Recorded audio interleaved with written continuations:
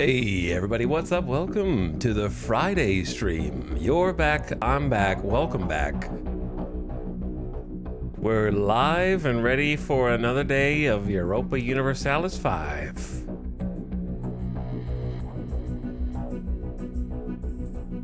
Glad to have you all. Hope you're ready for the weekend. I know some people have kind of a funky weekend because Tuesday is a holiday, Veterans Day. So some of you guys are gonna have to decide what to do on Monday. Play hooky or go into work for one day.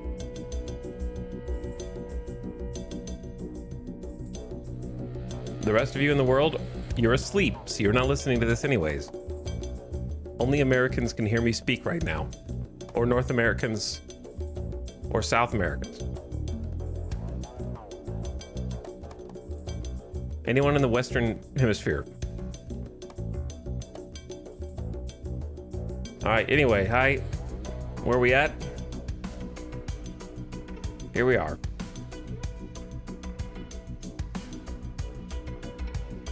There it is. It's only 11 p.m. here. Go to sleep. It's too late to be staying up. It's past your bedtime already. I am drinking the Starbucks double shot energy, and I have to say, would not buy again. Blech. It's not good, but it's what I've got. It's emergency. Ugh. It's if I had to describe what this tastes like, it's supposed to be vanilla flavor. Quote, flavored with other natural flavors, includes B vitamins, ginseng, and guarana. It tastes like syrup. It sort of coats the entirety of your mouth with every sip, like a milky consistency, but not like milk. Like, if I was to drink a glass of milk, it would be less mouth coating than this. Administer caffeine. Yeah, it's just a way to administer caffeine right now. Probably way too much caffeine, but that's okay. I'm getting 260% of my daily dose of riboflavin, 240% of my daily dose of niacin, and 240% of my daily dose of vitamin B6.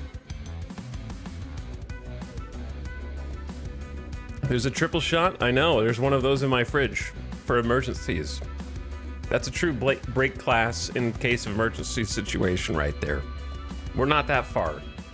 This is like a DEFCON 3 situation, not DEFCON 1.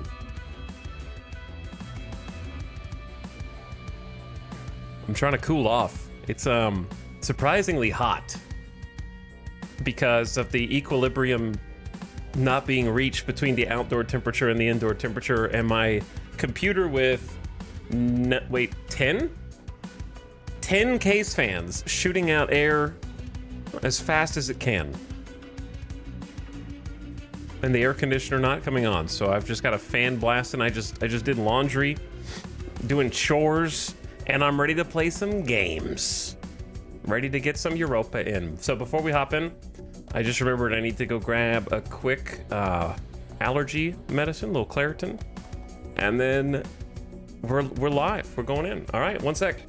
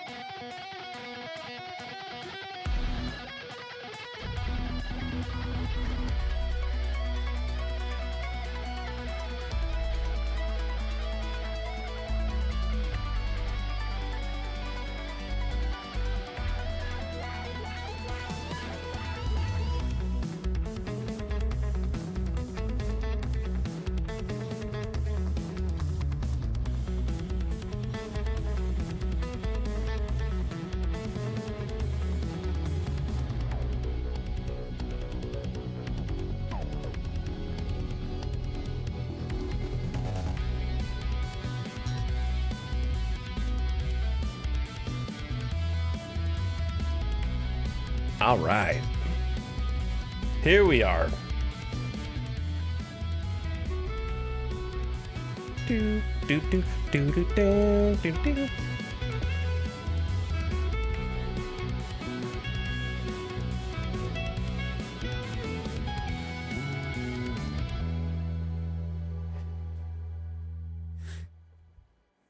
All right. I'm gonna keep the game muted for a second until it loads in, because every time it loads in, it does that huge crash noise. So maybe we can dodge that. It's thinking.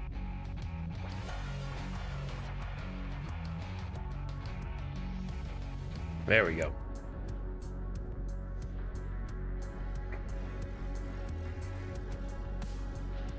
I love how the save game somehow causes your face cam to load frames all at once. I have no idea why that is. Something, it's taking over every system resource that I have to load a game save.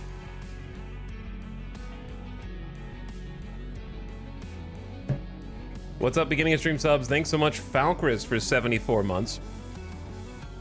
And for dropping the Prime again. Relevant hints to Native American start in Europa Universalis 5. The Western Schism. Okay.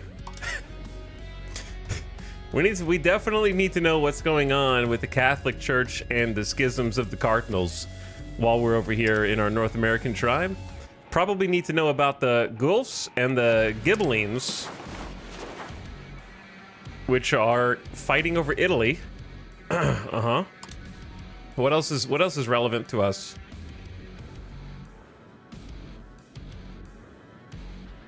Let's say just do not show at the beginning of the game. How about that? Just turn that off. Don't even show it. But yes, thanks so much, Eldritch Sploot, pumping it in chat as well. Hi, Eldritch. Thank you for subbing again. Valkyrie also gifting a sub. Thank you for your generous gift sub to Old Man Mingus. Enjoy your gift sub if you got one. Thank you, Valkyrie. CC Chow says hello from Vodland. Saturday morning here in Japan. Happy to catch a stream live. Good morning in Japan. Japan time. What time is it? 7:20 a.m. We're like morning TV over here for East Asia, and it's pretty cool.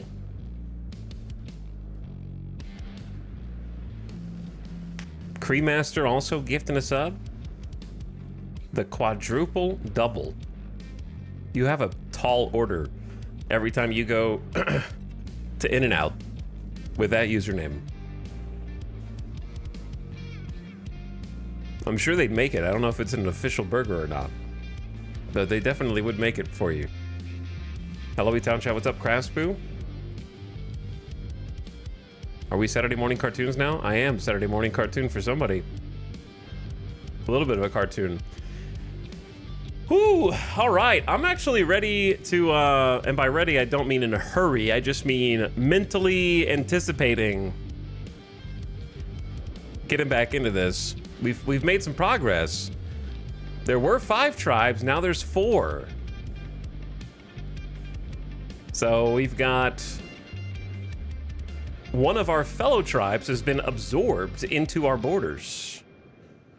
And now we have to wrestle with what that entails, integrating in population into our culture and looking toward the next one. Because my goal is to swallow up all these tribes as fast as possible, because we're the only ones who have invented taxation. So we have a system of governance that is leaning much more centralized than any of our neighbors. And they have untapped potential, and only we can see it. So we have to figure out how to leverage all of our diplomatic abilities, because we're not going to war, because we have the weakest levies and the lowest military count out of any of them. But we have a really talented administrator. He's got 98 administrative abilities, which is good for looking inwards, building up what you've got. I'm allergic to looking inwards and building up what I got. So Gonna settle down and do a whole bunch of just looking around, poking around, because I've got some ideas on first measures that we can take to try to speed this process along. I don't know if any of them will work or not, but I got some ideas. But for all of the things that have bothered me about trying to learn the game and trying to find information on the things I'm looking for, I really have enjoyed, I don't think I would have enjoyed this as much if I had to start in Europe. If I had to start right in the middle of all the action with half the research tree already progressed and right in the thick of things, I really enjoy this start in relative solitude and peace. And it's good to just kind of, it's also nice because I like starting with the smallest, weakest possible power, and like a tribe that can't go feudal is that. And I'm sure there's plenty of other places, maybe in South or Central America, that you could try as well that would have a similar feel, a similar vibe. But I do like starting from the ground up because I like this feeling of earning everything. Every time we get 1,000 population more, that's a huge achievement. Getting one single extra province, massive achievement. Getting positive income via taxation for the first time in our history, huge achievement. You know what I mean? Learning how to hold parliament successfully, big achievo. So it's nice to kind of get the feel, the dopamine hit of every measurable success along the way. Plus, we don't have to worry about border gore. We are the border gore, you know what I mean? If it wasn't for us, this whole place would just be one uninterrupted border right here. A blank border. We are the border gore. And there's only 4 of us. But it's also kind of funny just to try and discover the new world before they get over here. Hello, Tristan. Thank you for subbing again as well. Big 49 months. Who says E? Appreciate it, Tristan. Coyote Puppy, thanks for dropping the Prime as well. Take care of her for the next 30 days. Welcome to the start of stream. We got going nice and early today, so we can have a nice long stream. It's kind of like I said in the Discord. It makes no damn sense, but it compels me though. It does compel me. Like, I am having fun, but I am also upset by things in somewhat equal measure. So I'm not gonna pretend like I'm not having any fun. I'm having fun. It's just there's so much that if I were able to just go into the offices at Paradox and they made me like chief polish producer for 1 year, and I could just whip everybody into shape and be like, okay, we need to hammer out this, and we need to go back and do, like, I would love to be that guy. I would love to be that guy and just go like, okay, these tooltips aren't working. Back to the drawing board. And really just like shape it up into something that would come out swinging. Because according to the internet and according to Paradox, Europa Universalis is their flagship title. Their words. I don't think it's their flagship, but apparently they do, because that's what they wrote in their investor report. I think their flagship is Hearts of Iron.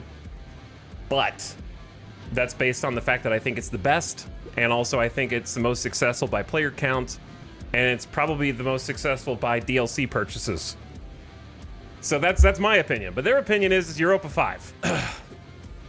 And if I'm Paradox and I think this is my flagship, this is an embarrassing flagship. You know what I mean? Like, it's a good work in progress game, but I wouldn't want to go, this is my flagship, here it is. Like, it ain't ready to be the flagship yet. It's got good things about it.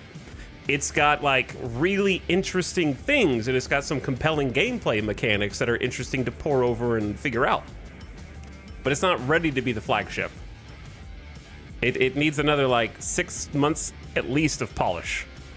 Maybe a year. The flagship is leaking and the sales are crooked. But that's just my opinion.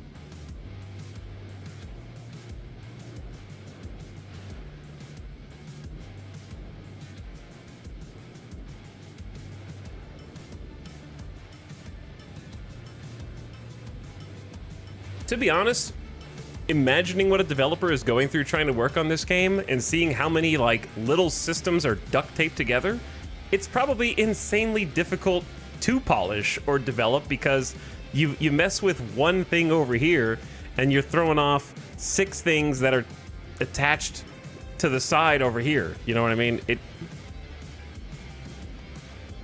This is easily the best launch date of any Paradox game in recent years. Completely disagree.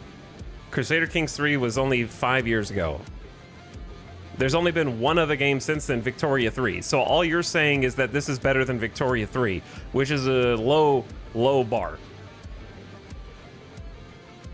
And also, yeah, Stellaris was great at launch. Everyone loved Stellaris at launch. We realized after putting in 100+ hours that it needed to have some massive overhauls and changes, but it was a great launch. So all anybody is saying when they say that is it's better than Victoria 3.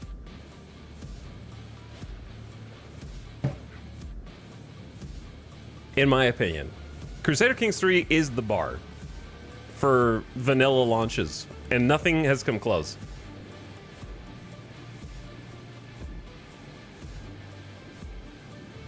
Stellaris was in 2016. 9 years ago. We already set the bar, but we just pretend like the bar doesn't exist anymore.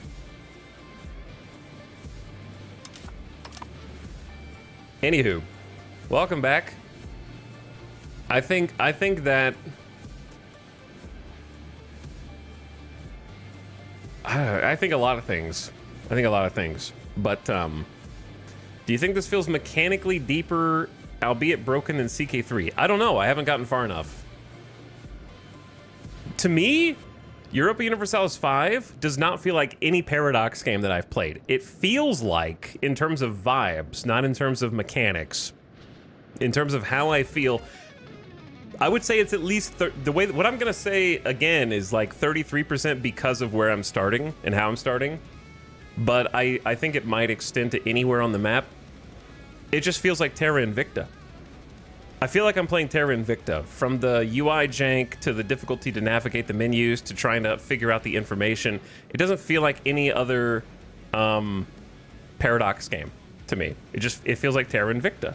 And I liked Terra Invicta for the same janky reasons, but it has like the same level of polish as Terra Invicta. At launch, like launch Terra Invicta. Terra Invicta has really interesting things and some really deep mechanics, and it has some genuine, I think, goodness once you get past the janky surface. But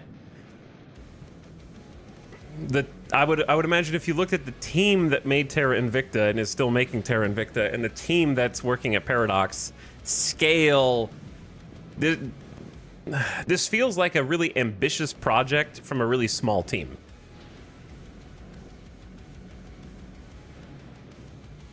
Like, if this were just an indie game that came out from an unknown, I'd be like, holy shit, these guys are crazy. How did this like little indie team make this? You know what I mean? It would definitely change perspective.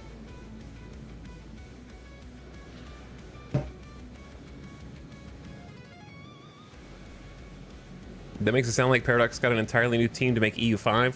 I don't know all the goings-on at Paradox, but am I wrong in thinking that the Imperator guy is like the chief of this game?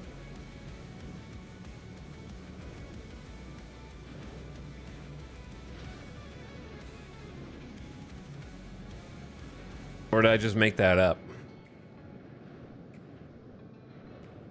He is? He headed most of the EU games?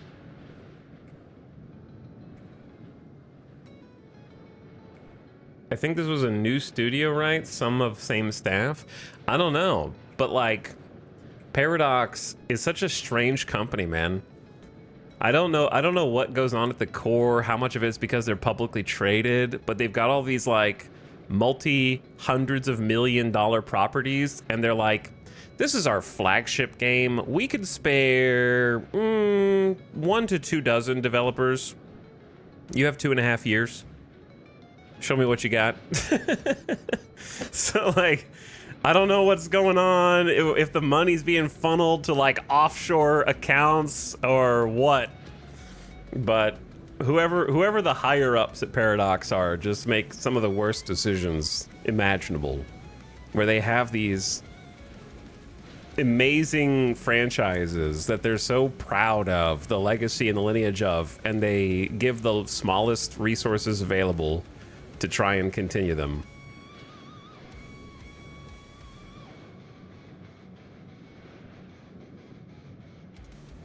Money's definitely funneled into the stockholders. I guess so. The Stockholm holders, as it were.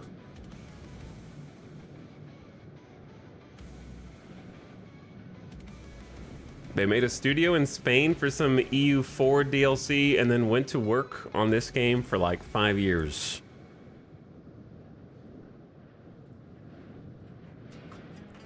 How much is Paradox Interactive valued at? $1.9 billion is their market cap. As of 10 months ago, they're worth more than Ubisoft.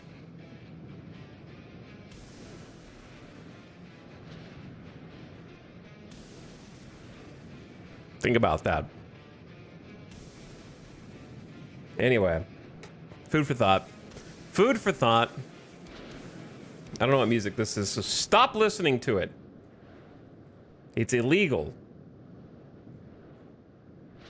And I'm banning it now.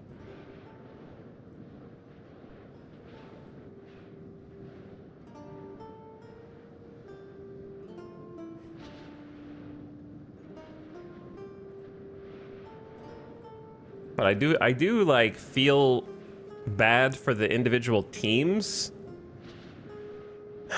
because it's got to be the top down. Like it has to be top down. People that want to they want bajillion in season pass profits, but they're only willing to budget for tiny indie team budget.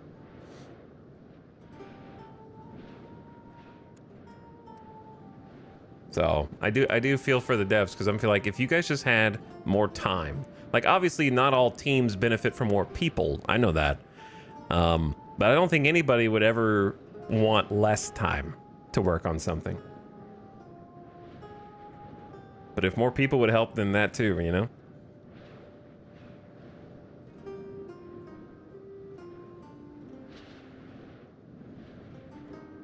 Glad to see you playing this again. I thought you might change games today. Who said I'm playing it? I'm just going to sit here paused all day and just bemoan the state of modern video games and the people that control the decision-making of their millions of dollars.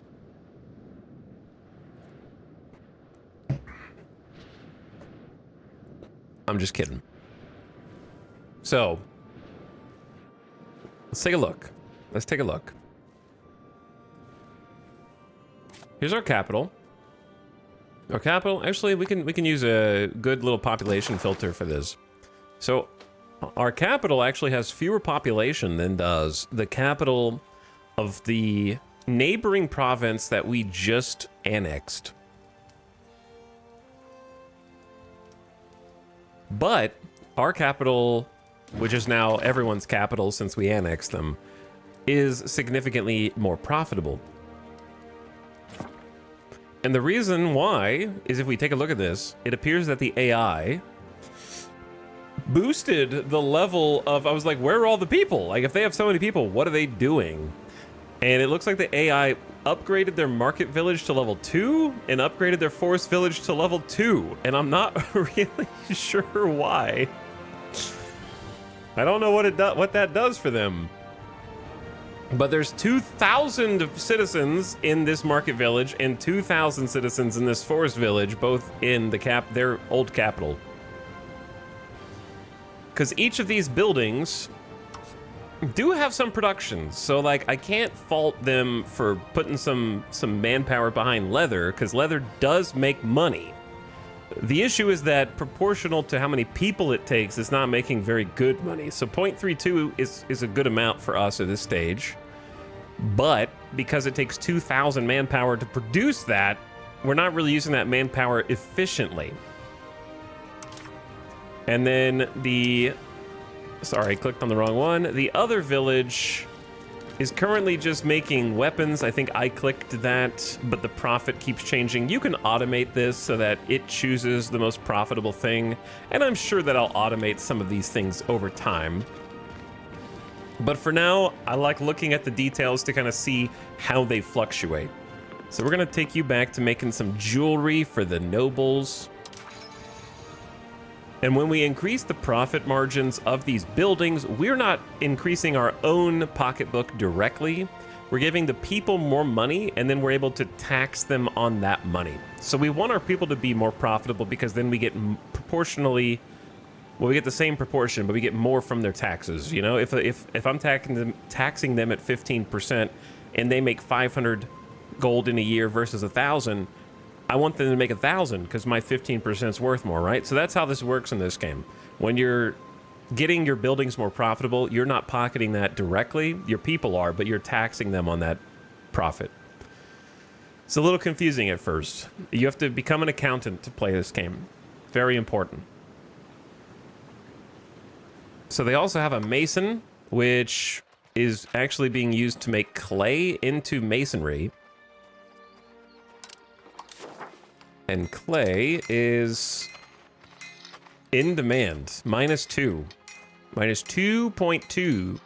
Looks like pottery is being made in the cities to the east and the needs of farming villages. So since it's in demand, I think it's actually better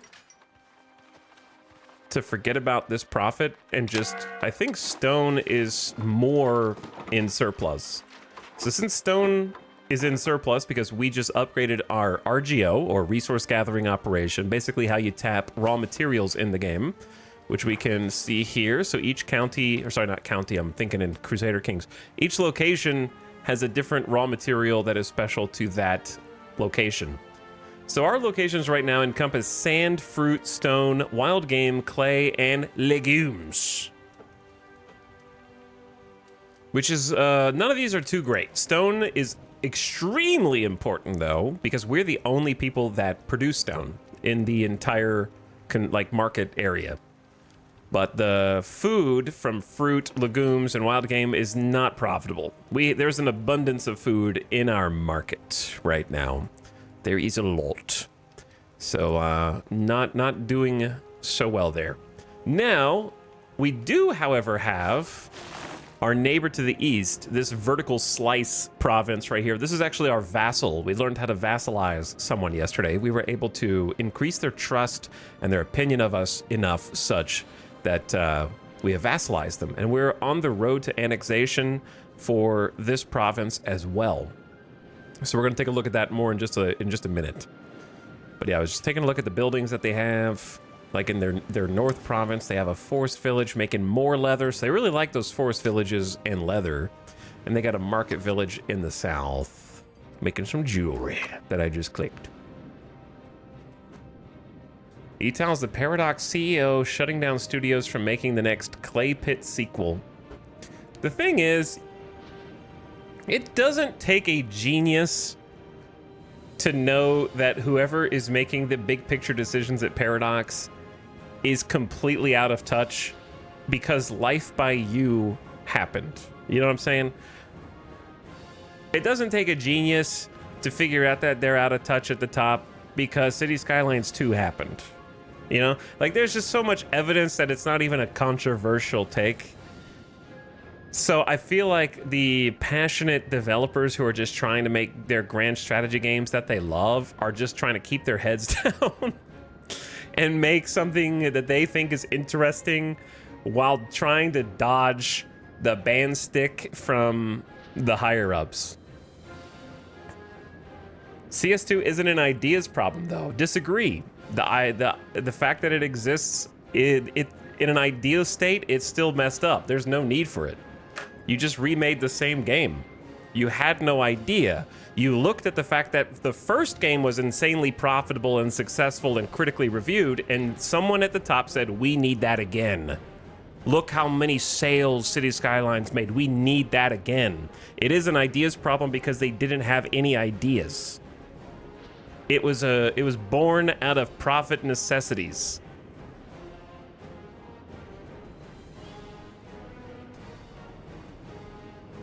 And that's why it floundered.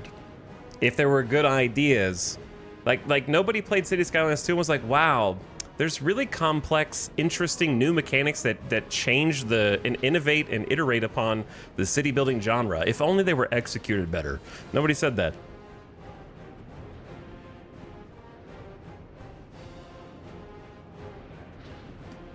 Look at all these watch streak gamers.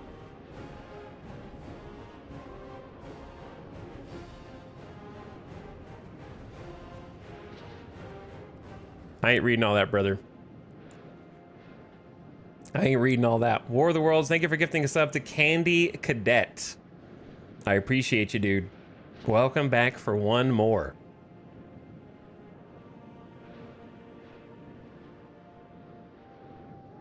I saw Tristan in here for almost 50 months. I wish I could read. Me too. Me too.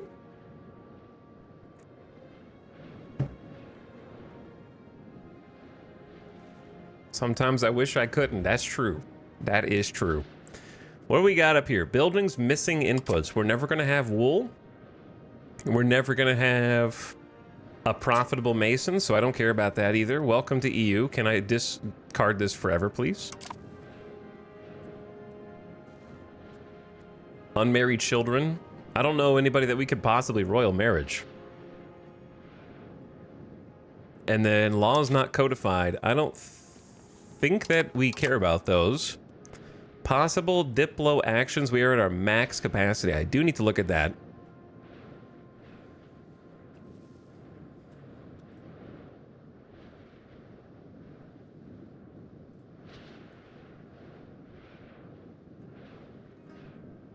I'm actually an old-timey watcher, but was not able to get into my email to recover my password from my old Twitch account.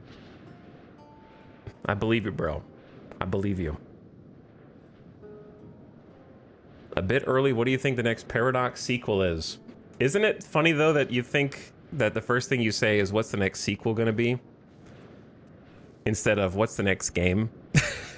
Because based on Imperator, you know they're not going to make a new IP.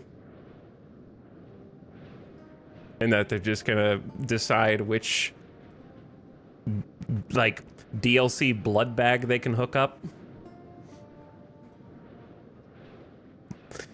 Paradox treats games like the Mad Max universe treats people strapped to the hood of their car with like a line in the vein going to a blood bag.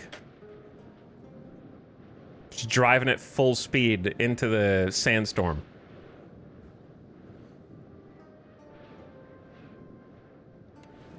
Anyway, it would probably be, if I had to guess, there's only two options, aren't there? It's like March of the Eagles. Oh god, I don't even know anything about March of the Eagles. Like, it would have to be Stellaris over Hearts of Iron, right? I don't think it would be either, but if it is there another one? Is there a third option? There's only two options, really.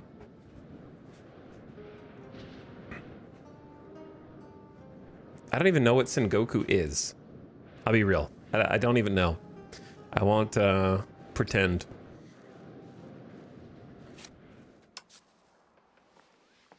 Okay, so in our Alabama Slamma, we are actually making cloth from fiber.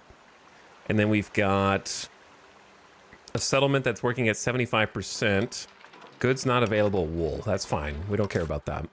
No sheep. In our capital, we've been having problems.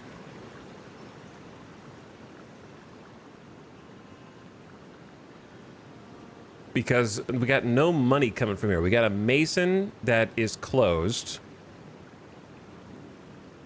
But there are enough pops now if I want to open it. But that's just going to flood the market with stone that doesn't make any money. Okay, tar kiln, we got baited on, and you know what else we got baited on? We got baited on the charcoal kiln. The charcoal kiln, it said, was going to be making up to 30.3, I should say, and it's making 0.02.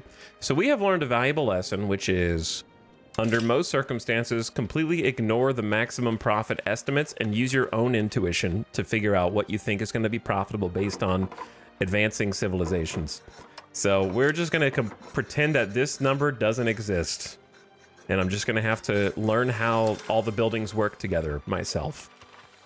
But hey, we have coal now for something. Maybe we'll use it one day.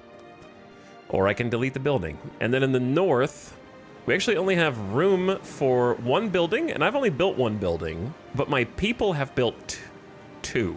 They built the Mason, and they built the Forest Village. I built the settlement. So, our early goal is to try and continue to snowball population. We started at around 7,000 pop, maybe less. 6,700, maybe 7,000, somewhere in there. Maybe slightly more. And we were getting only +6 or +7 population a month in new growth. Now we're at +48 a month in new growth. So that is a very large jump. Part of that is from building settlements. Part of that is from annexing the Western province on our borders.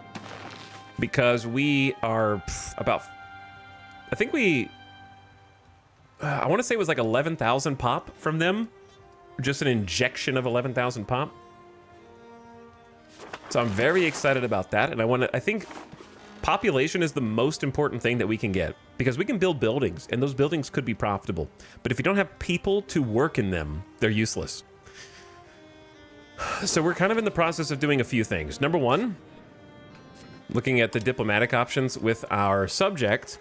We want to annex them, but we can't even begin that until until 1364. Wow, that's pretty close. So almost 3 years, because it's like December 1364 and we're Feb.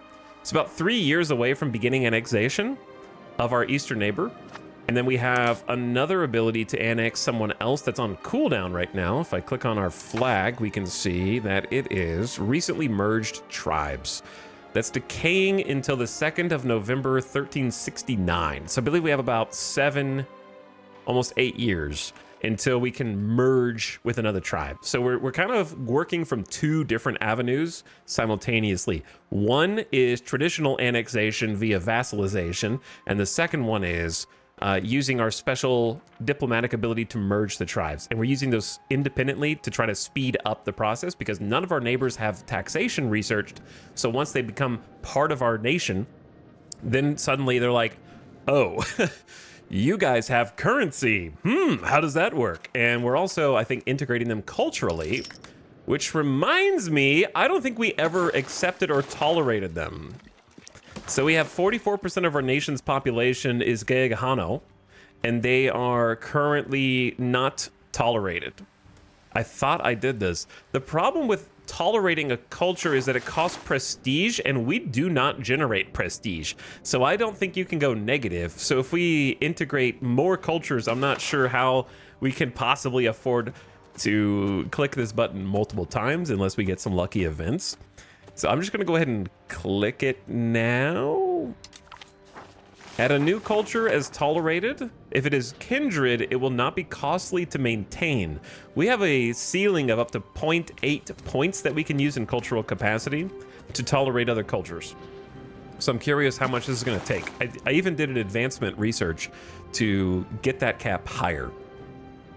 So a tolerated culture allows them to be raised as army levies. No, they have to be accepted. So what does tolerated even do? The tooltip actually does not say. The tooltip for tolerated culture explains the benefits of accepted culture, but not the benefits of tolerated culture.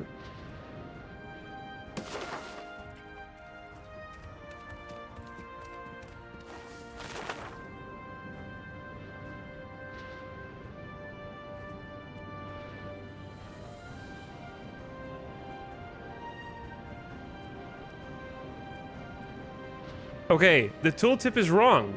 The tooltip is wrong. I figured it out. So tolerated has typos where they copy and pasted the tooltip from accepted, but changed the numbers afterward. So if you look at accepted culture, you'll see that it says pops belonging to an accepted culture, which is different from tolerated, will see their pop satisfaction increase by 10. But if you look at tolerated, it still says pops belonging to an accepted culture will see their pop satisfaction increase by 5. So tolerated is 5, accepted is 10, but tolerated still says accepted culture instead of tolerated culture. So that makes it unclear what this paragraph before it means, which says pops belonging to an accepted culture can be raised as levies without requiring special law. Did they forget to change accepted to tolerated, or is tolerated not able to be raised for levies? Don't know. But it seems like a weird distinction to make for a mere 5% pop satisfaction. There have to be more differences, right? Otherwise, they're exactly the same.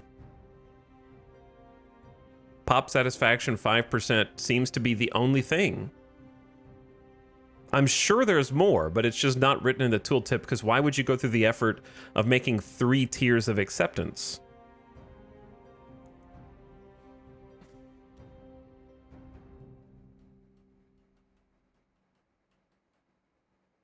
But the tooltip is very happy to not tell you. So I'm just going to go ahead and tolerate them anyways. We have decided to view them as a tolerated culture.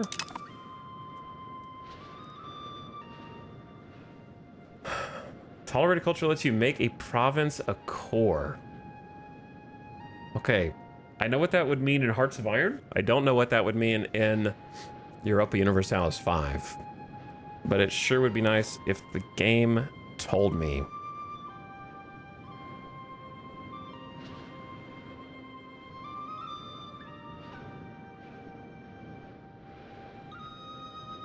Can you untolerate cultures? You can, but it costs 44 stability immediately.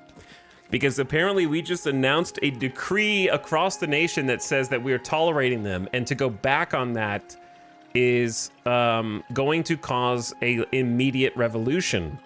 In my opinion, something like this should take time. A culture cannot simply be tolerated overnight, right?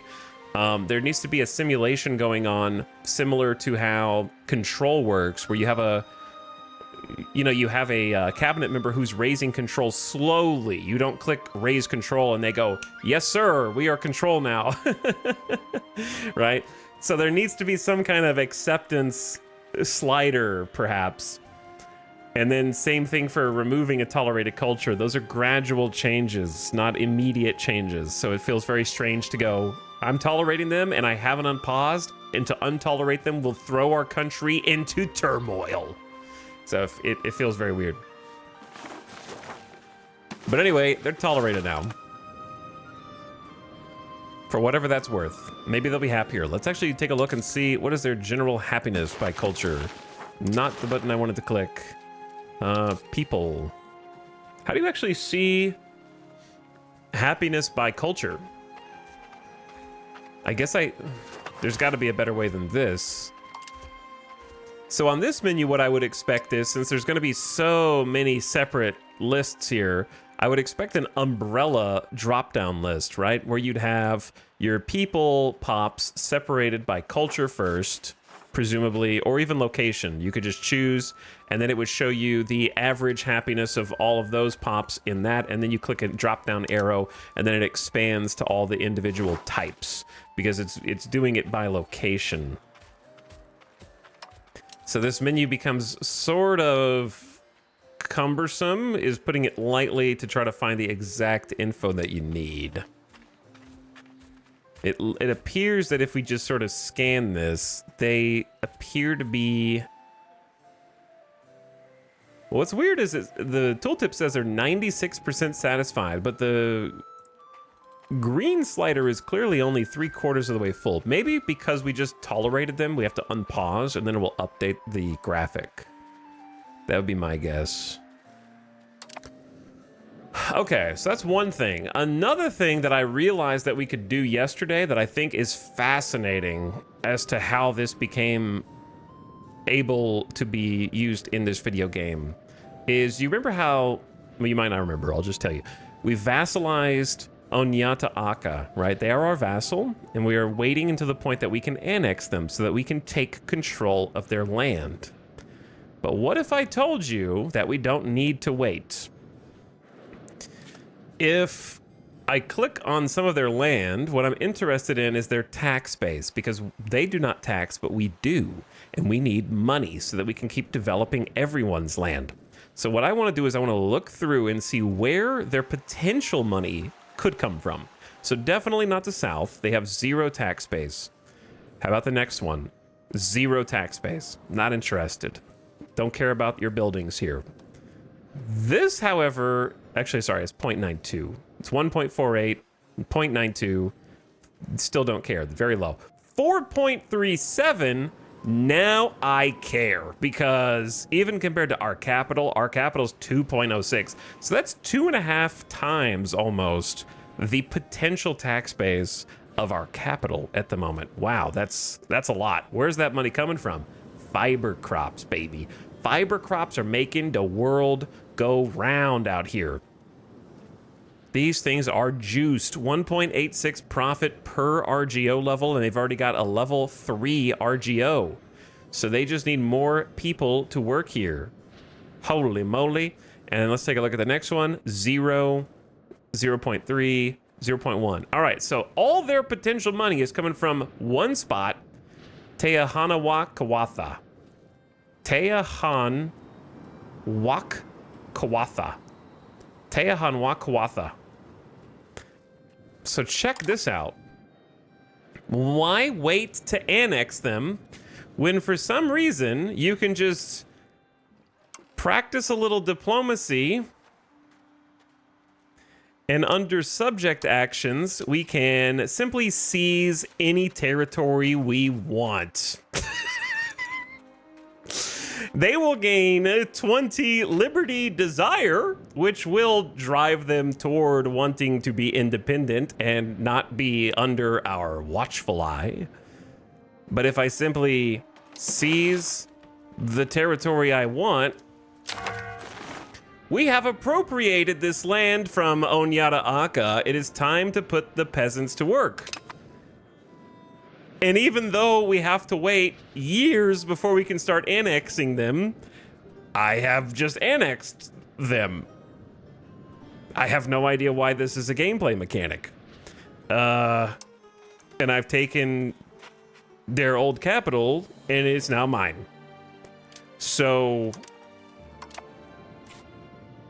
now we'll be able to tax that 4.37 tax base. And I expect after some time passes, we're going to watch this gold, 0.55. I want to see what that goes up to, because guess who's working the fiber crops? The peasants. And guess who we're taxing the most out of anybody in our nation? The peasants. So let's see what that does, because that's actually insane. Now, what are the repercussions, you might be asking? The following provinces are starving. I don't think that they're starving. We haven't even unpaused the game, brother. The consequences of these actions are that they will diplomatically start to resent you.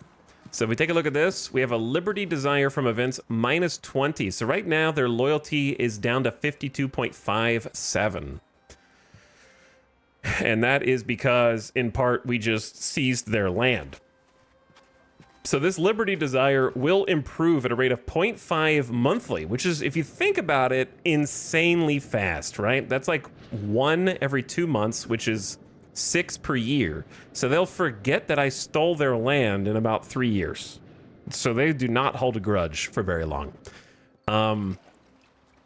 If they drop below 50% loyalty, they will become disloyal, which in turn means, according there could be other things, but the tooltip only mentions that they will not join wars and cannot be annexed. So those are two, you know, fairly important things, but just build loyalty back, right? It's easy. It's not even a problem. What's the map mode for cores and integration? I couldn't find it. I have no idea.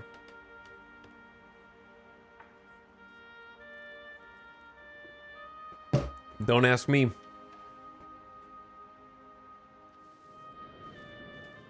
So I'll just borrow that land. There's no shot that we're starving. We have a surplus of... Everybody's got a ton of food. Everybody's got a ton of food.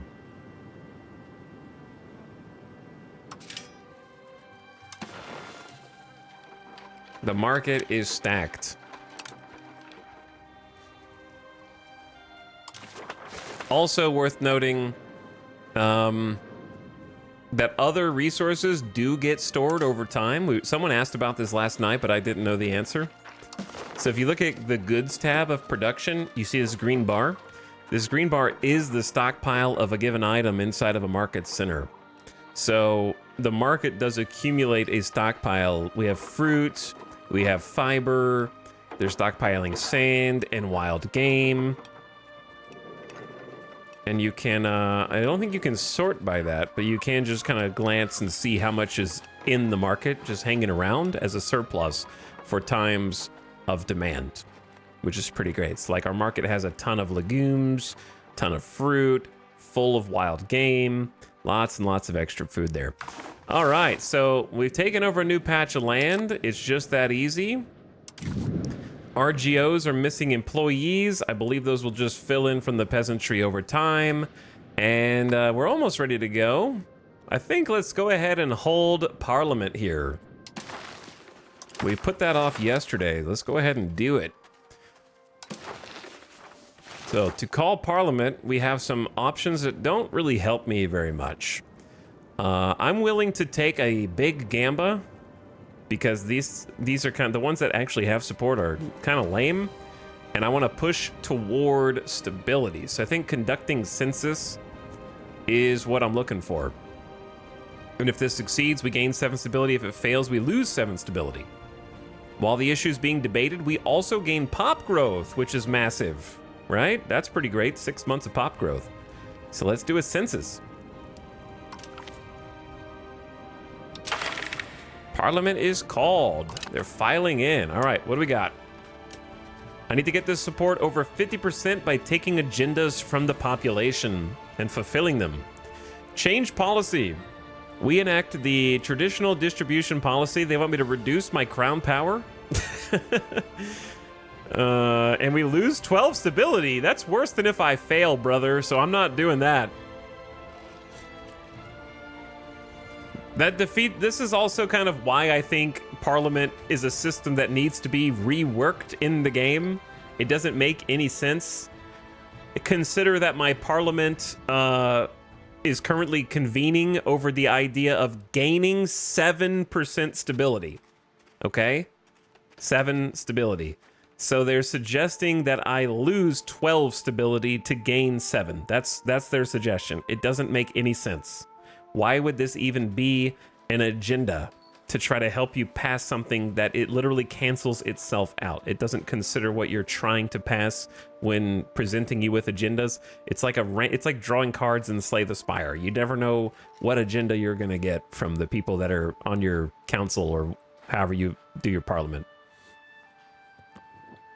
Tax exemption. We gain less taxes for clergy for 5 years. Wouldn't that be fewer taxes? I'm just kidding. Max tax for the clergy minus 20% for 5 years. The nobility get a little pissed. That's a great deal. We get almost 30% support. Great deal. We barely tax them anyways. You get 5 years of tax exemptions. Nobility go down to 50%. No worries. No problem. All right, we just need like 4%. I'm going to hold off on this and just pay attention to how long. We had 180 days. We're going to hold off on that. There was something else that I need to do right at the beginning, right up front. I'm trying to remember what it was. Something important. Oh, spending my diplomacy, probably. Spend it, use it, or lose it. I don't think We could just go... Actually, that's not a bad idea. Since we just seized land from these vassals... Oh, no, they're they still love us. Also, it's already been an hour. So the ad is about to play. But yeah, we still have 200 rep with them. Huh.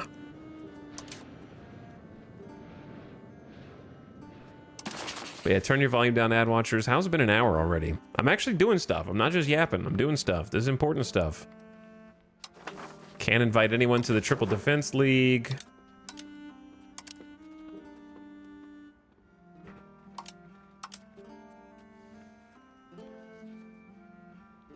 I don't know. None of this. Demand that they adopt our culture. Oh yeah, the vassal? They'll gain 100 liberty desires. Sounds like a terrible idea.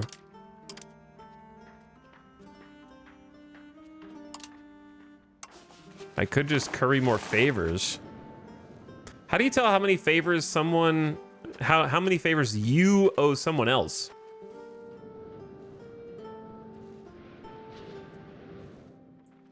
Alright, I'm just gonna curry favors with the dudes in the west.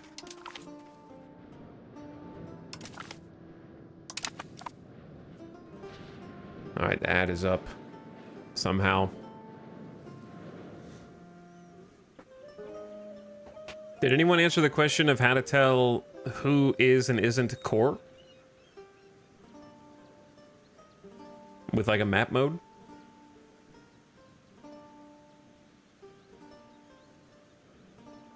Maybe nobody knows. Hi, War of the Worlds. Thank you for gifting a sub to Candy Cadet. Much appreciated. Welcome back and thanks for yet another gift sub.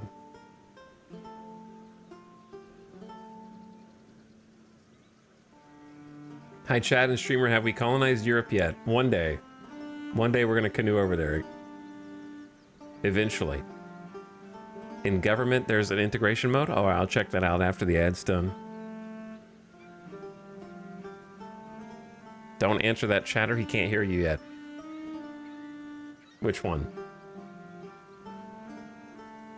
8 ads come to F on, bro. Thanks for supporting the stream.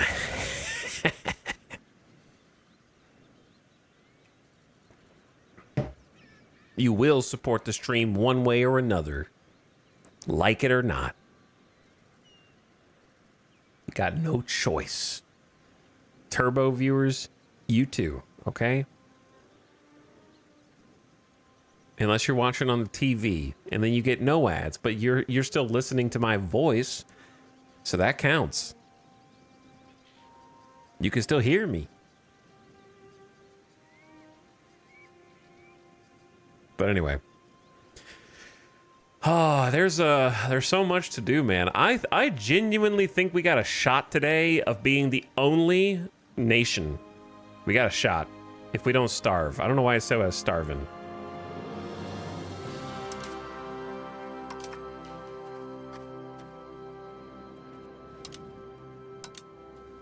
How do you see... I wish we had a country page like everybody else does.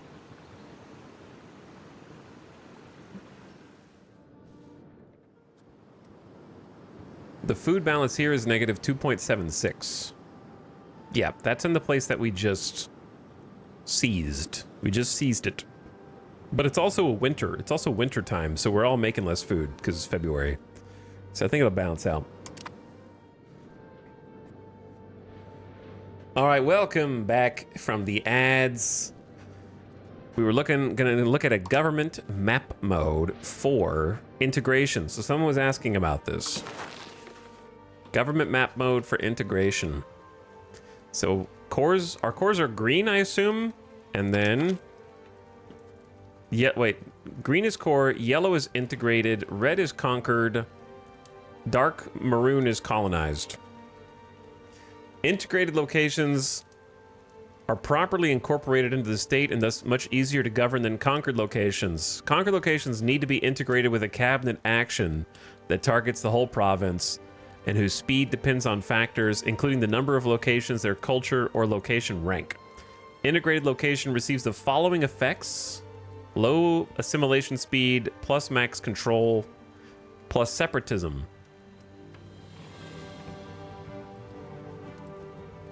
The core, if you've played other games like Hearts of Iron, this will be a familiar term to you, but a core is basically so fully integrated that it is just considered de facto part of the country. Like, or I mean de jure part of the country. Said the wrong thing. Integrated is de facto, core is de jure, effectively. That would be how I interpret it anyway. If this location is ever lost in war, it's easy to fabricate a casus belli to attempt to get it back. Any integrated location who has a majority of the owner's primary culture will become a core. So changing culture is coring in this game. There were a few people asking about that. Now you know. You need to convert the culture. And the way that we're doing that, actually, I didn't even know about this mechanic of coring. Max controls up 20%, monthly control up 0.1. We're already doing that. So in the cabinet, there is a task to increase or assimilate people. So we're assimilating the Gaia Gahano from our neighbor, and that is helping convert them over to our primary culture. Or you can accept them and be friends. Yeah, but then you don't get 20% max control, which is huge. Huge.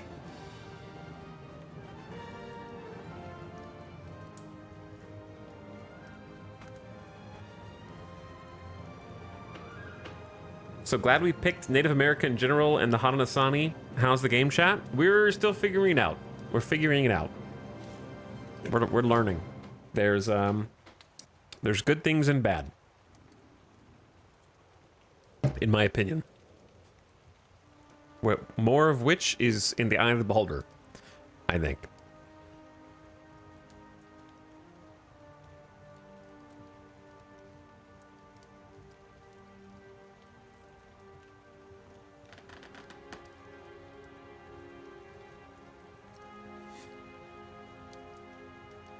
Yeah, it does say, or any accepted culture. It does say, or any accepted culture. However,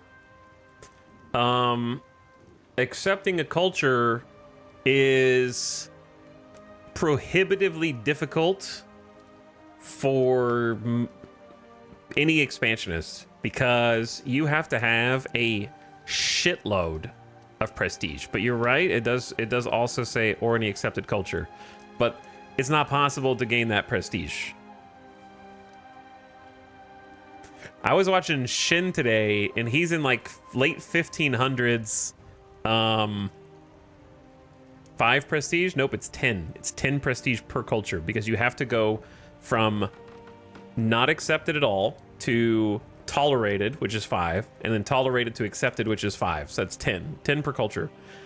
And I was watching Shin today struggle with getting any prestige with a bunch of artists in the late 1500s. I think if you're building an empire, you have to be strategic on which cultures to accept. Yeah, for sure.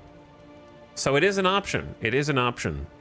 And if you have like a huge empire with a large culture, then just accepting them might be easier and cheaper. But for us, conversion is definitely easier and cheaper. And then there's a secondary benefit, which is you basically strengthen your own culture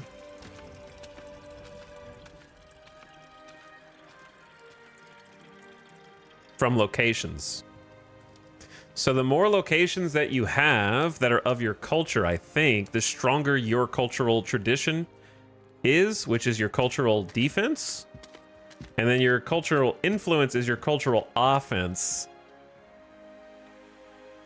which appears to be only tied to prestige and whether it's the common language in the court for now, without other advances. But it seems like the locations buff your cultural defense.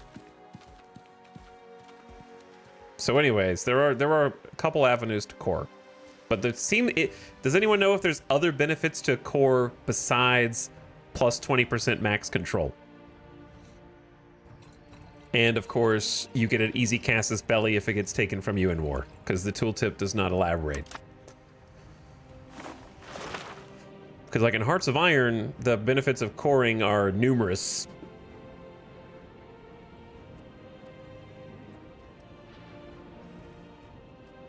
And insanely beneficial. All right, speaking of our task, we're at like 49% Ononda Geiga right now and 40% Geiga Hano. I wonder how that's going to change. We also have 10% Onyata Aka from the one that we just seized. I'm going to say I'm ready to go. I have an unmarried daughter, Floon 2, and I don't know who to marry her to. There are no countries possible to select. No one. I think I'm good to unpause now. We've done 100 things and already expanded our territory. Our money is 0.44. I want to see how that changes on the month flip over now that we've got 3 out of 4 fiber crop RGO, which should be making bank for those peasants, and it's not even full yet. Our ambassadors have been very good, spreading a favorable opinion of us in foreign courts. The fact that we are at peace certainly helps this matter. Tell them sweet little lies. Oh my god, we just gained 10 prestige for free. Onyata Aka gains 30 opinion of us. The 10 prestige is massive. What's crazy is our prestige is naturally trending down just because of dumb prestige decay. So it is kind of a use it or lose it. Now I do have enough to fully accept another culture. If we were gonna do that, it probably should be the Kanian Kahaka, because the Kanian Kahaka are the biggest people, so our 10 prestige would go the furthest. But the question, of course, becomes, will we have 10 prestige by the time that we get there? Triple Defense League is voting once again. Classic. They said they patched this, but I can't tell any difference. To be honest, there should be at least a 3-year cooldown on any, like, union vote. Like, if you vote on military, you can't vote on military again for, like, 3 to 5 years. They need a longer cooldown. We have 149 days left. RGO missing employees, unprofitable, unmarried children. That's fine.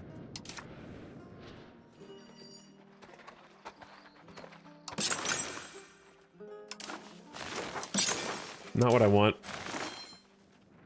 Like, this is kind of annoying, right? When you click on unprofitable buildings, it doesn't show you the specific building that's unprofitable. It shows you the build screen where you can build more of that building.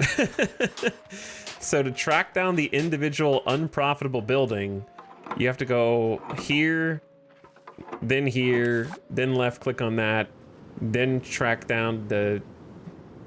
It's not even that one.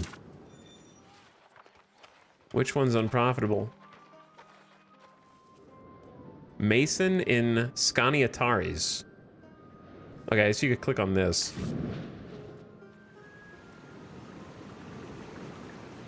Potential profit negative 0.01. All right, well then close it, I guess. I don't want to subsidize it.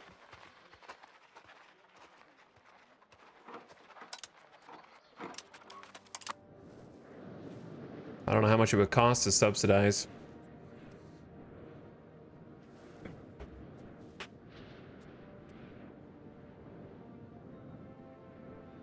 Want to bet that AI doesn't have to pay a cost to propose laws? That could be possible. I don't even know what the cost is.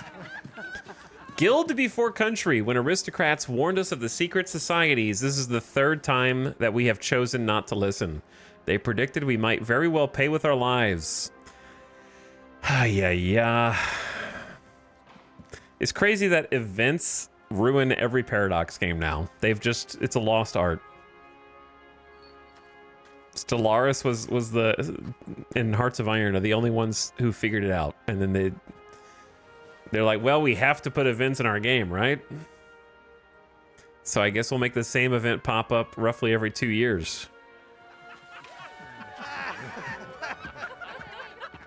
EU5 is the worst offender in that sense, in terms of frequency. I think the writing is better than CK3, but the event frequency of identical events is the worst I've ever experienced. We lose 7 stability or we lose 10 prestige. Wow. I'm taking the stability hit, I guess. Instead of killing our dude again. That'd be the 3rd guy I have to kill.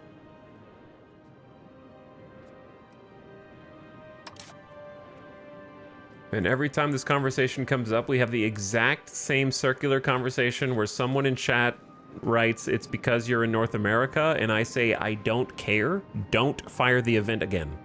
No events. Kill the events. Murder the events. Delete the events. I don't care." It's not about seeing... the problem is not quantity of events. It's about the fact that someone didn't write one line of code that prevents it from firing over and over and over and over and over and over again. 2 different problems. Completely separate. In a streamer Omega lol. What the hell am I doing? I clicked on a button to open a page. Oh, we need to actually spend some money on gaining stability. We can't be at 0.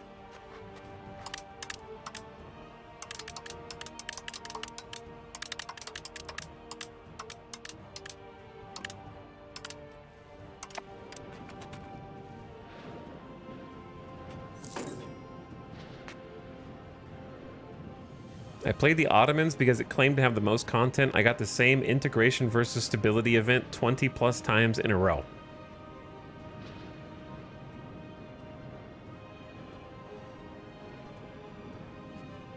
Yeah, it's like the issue isn't like I'm saying, it's not an issue of quantity of different events. It's just if they put 100 more events in the game and you saw all 100 of those events with the same repetitious frequency, it wouldn't matter. Yeah, the algorithm's the issue.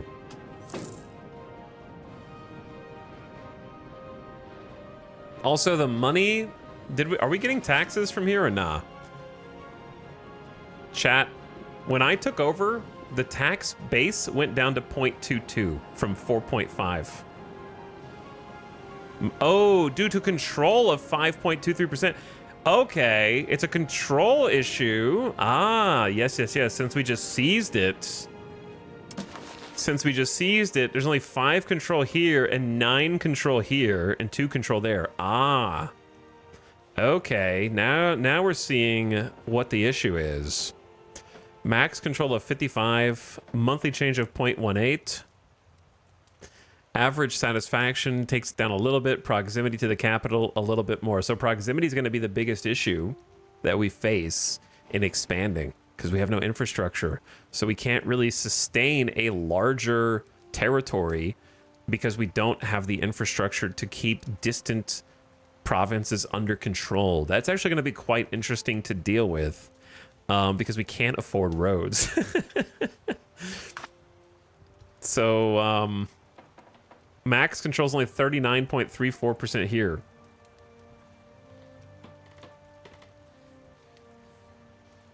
Now, can we get the road builder screen up and see how much all this costs? Woo! 250, 260. Yeah, 413, dude. 413. 688. Oh my god. Oh my god. It's just gravel, bro. It's not even real.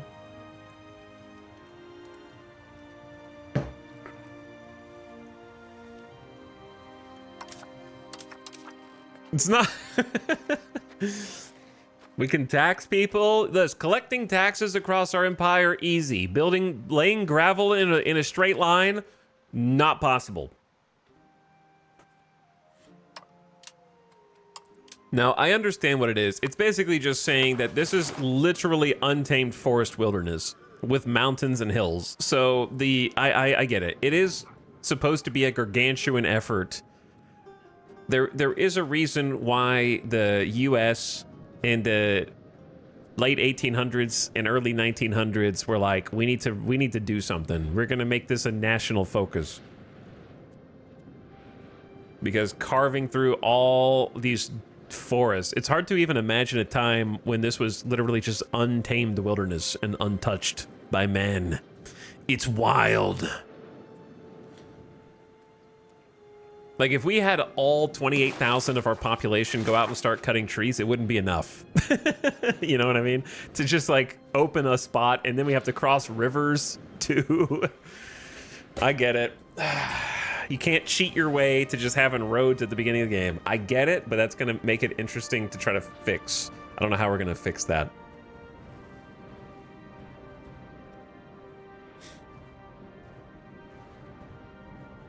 So my cabinet is increasing control. Oh, it's per province. I didn't realize that because we haven't had more than one province until now. Only having 2 cabinet members is a issue, Maine. Is not good. All right. I'm glad I looked at this though. Increased province control. Definitely the one that has the most. Wow, but this could do all 3 at the same time. Do we go for the one that has the most potential profit? I got it, right? But we're gonna have to come back and do all the other ones when we annex this too. Damn, this is tough. Or do I do the one where you get 3 for 1?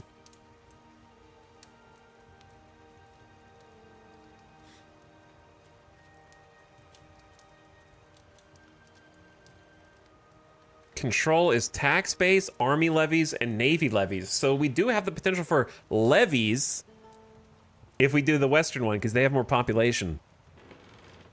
It affects the speed of assimilation, which we're currently trying to assimilate them. I gotta do the 3 for 1. Gotta be the 3 for 1.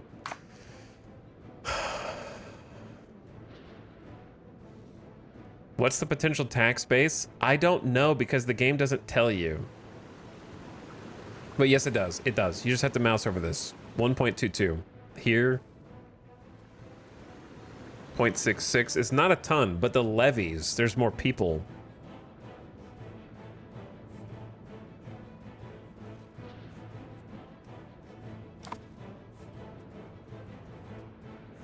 Not that I'm going to war right now, but it'd be nice to be able to summon them if I need them. Also pop assimilation so we could stop having our other cabinet member do assimilation, right? They need to work synergistically. I like it. I like it. Control's interesting. Control is interesting. Parliament in session, 82 days left. We might need to pull another favor to make sure it passes.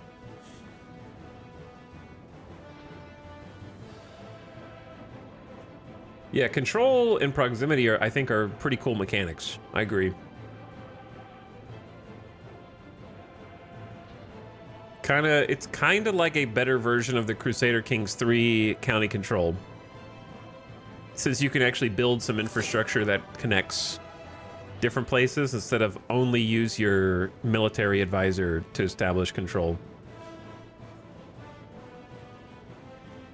I would say, of all the mechanics so far, that's probably the best one.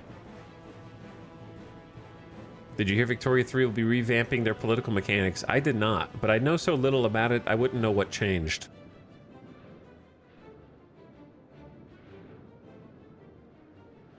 Yeah, I agree. It makes it so your more land isn't always better. Like, if you play wide, you actually have to administrate the land, not just instantly reap the benefits. That's why I'm sort of having that realization where I took over that land to get more money, but now I realize that I don't have the administrative ability to get the money, which sort of feels like the game fighting back in an interesting way, because I was like, wow, this is easy. I just seized this land, piece of cake, And they're like, whoa, whoa, whoa, not so fast there, partner.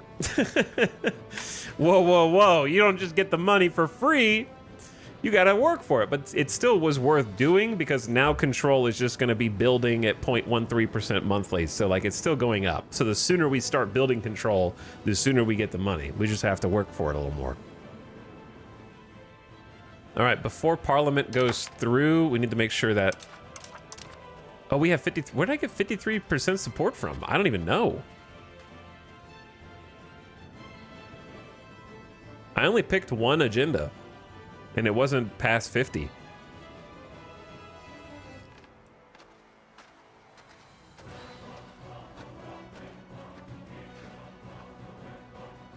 Okay, I'm down. This is gonna raise stability by 7. We just lost 7 stability, so we kind of just get it back. But hey, we had some pop growth for 6 months.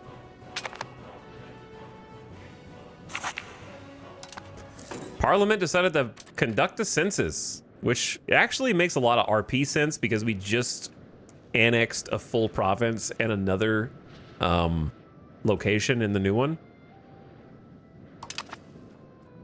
A royal marriage. Does anyone know a benefit of a royal marriage between a tribal population and yourself? I think the benefit is our daughter will have a spouse, and right now our daughter does not have a spouse, and that's pretty much the benefit.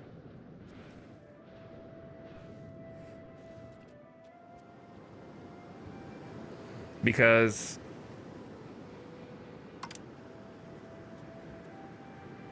I'm not asking... Yeah. Trust with them doesn't matter. That's why I'm asking specifically tribal populations, not other nations.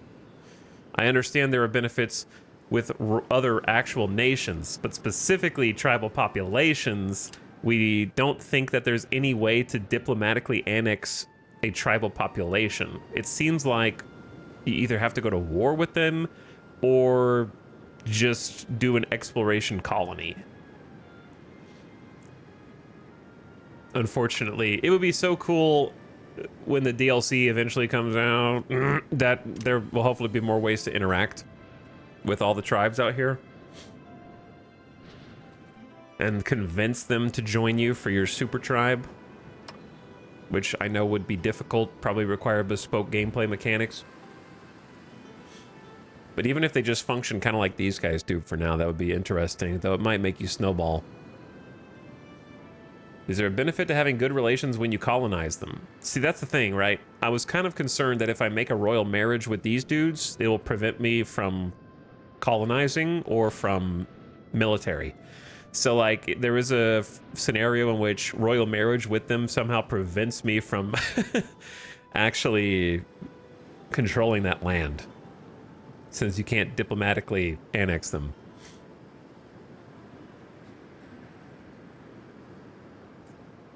I don't want to cock block myself. Not that I think we're going to be expanding west anytime soon, necessarily. J. Micah Cooper, thank you for the 98 months. I appreciate the sub. Almost a hundo. Many month. Thanks for coming back for another. When I look at who my daughter can marry, though, Diplo range, will accept, age range, nobody. Nobody. No countries possible to select. So I'm thinking that if they are inviting, I should just take it for the prestige. And then babies. So I guess I'll accept. I accept. Everybody needs to find happiness. So this guy, Hodoshahin Makasa, is the heir of the Anganara people. Okay.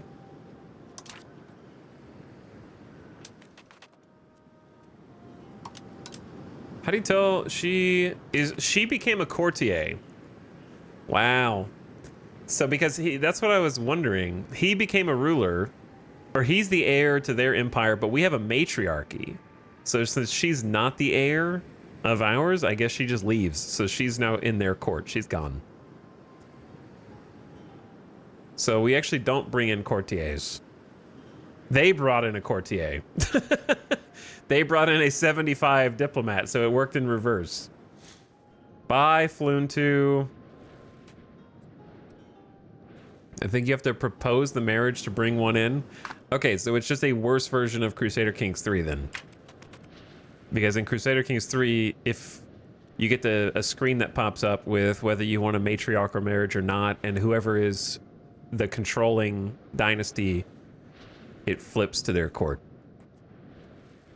It's just too simplistic in this.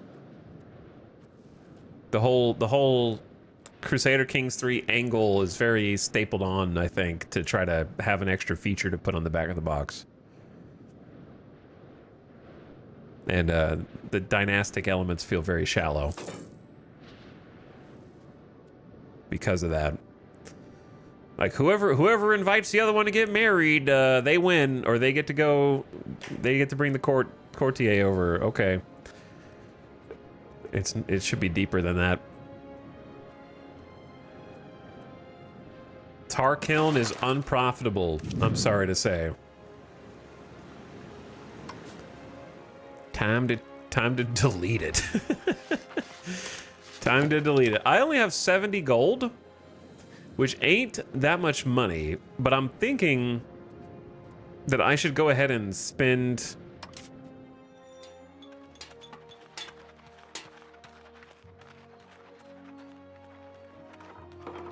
on a settlement.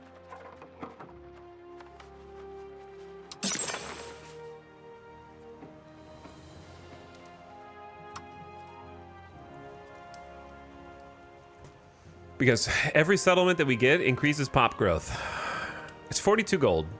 The faster we get the settlements, the faster we snowball population, right? So I'm gonna go ahead and invest in our new, this is our new province. Get a settlement going up there. That'll hit the market looking for some lumber and some masonry. Supposedly done in about a year. Doubt. Stonemason was unprofitable due to the cost of stone.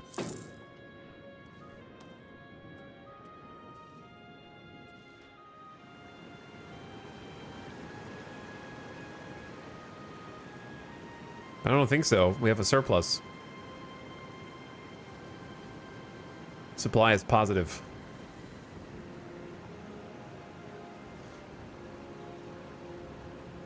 So we pump the RGO, then we flood the market with even more stone, which makes stone less profitable.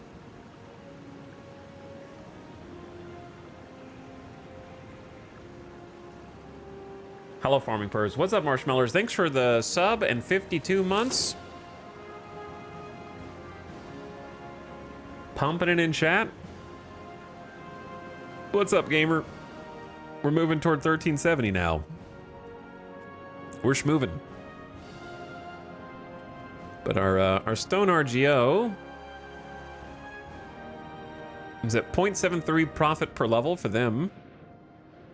The issue is that we're short on, everyone's short on lumber. We don't have control over any lumber.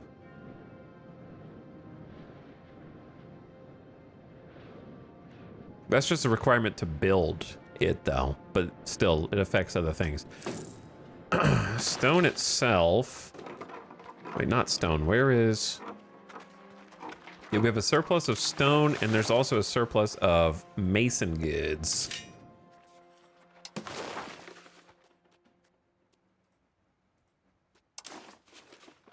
Yeah, there's plus 0.83 masonry on the market. Children can have a better education. I don't know whose child this is. Mother Floon. All right, our granddaughter. She doesn't have a personality trait yet. I'd rather wait till the personality trait hits.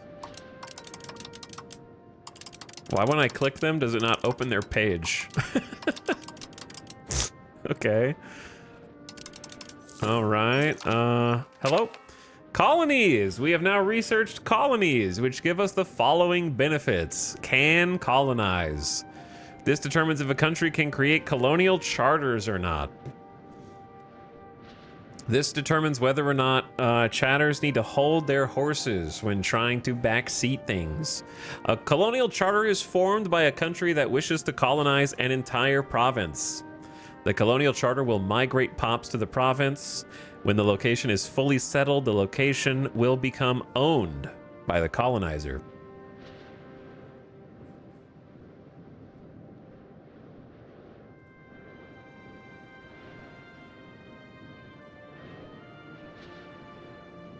What's up, Noble Halfling?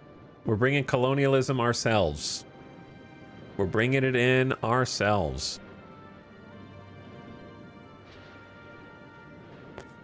Be it by sending in our own people to settle in new lands, by establishing natives in a certain place under our rule, or by a mix of both, a colony is a foothold of our own power in a certain region that will let us further expand our control.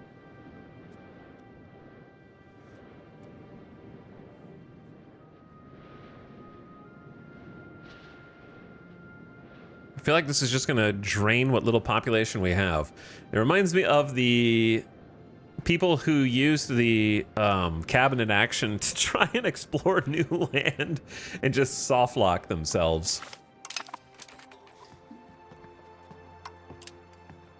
Because it drained all their pop to go explore and they didn't have anyone left to actually work in any of the buildings. But we'll at least investigate and see what the buttons can be clicked. So what's interesting, I noticed yesterday was that we unlocked map making, and I'm thinking, how the hell do you can do exploration missions? That sounds awesome. Allow exploration missions? Yes. Cool. Okay. So then I went over and looked at geopolitics and found the exploration tab. Huh. How do you do this? Recruit an explorer. Well, we need to have researched the Explorer Commission's advance to be able to recruit an explorer. Okay. How do you do that? So I looked at this. Available in the Age of Discovery, which is the third age. Okay, so we are able to recruit explorers, which we've researched in the first age, but you actually can't recruit them, even though it says yes, until you've gotten an age 3 advancement, which no one in the world is in age 3 right now. So it's not allowed. So the order of research here doesn't really make any sense, and that's going to keep happening for different research. So the Renaissance Age ends in 1437. And after 1437, then you would be able to research the ability to recruit explorers. Why are those not related researches on the same page? Who can say? I don't know. They discovered Discovery in the 1400s, sorry. But we can colonize. Now to find out whether there's another research in a future age that actually allows you to colonize or not. So I assume that's also in geopolitics and colonies. We actually can create a charter. There are buttons here. So that's pretty cool. Some places can hire explorers in age 1, but it still doesn't make sense because one example is Iceland. It costs 10 gold a month, which is laughable if you're playing in Iceland. Are you liking this any more than when you started? Well, I mean, sure, I've been having a lot more fun than on day 1 with that tutorial attempt. But at the same time, there's just so many things that you look at and you laugh and you scratch your head and go, this could have been changed if anyone played the game. Like, if anyone just sat down and did a playthrough themselves and wrote notes on what worked and what made sense and what didn't, you would figure it out after one attempt. You know what I mean?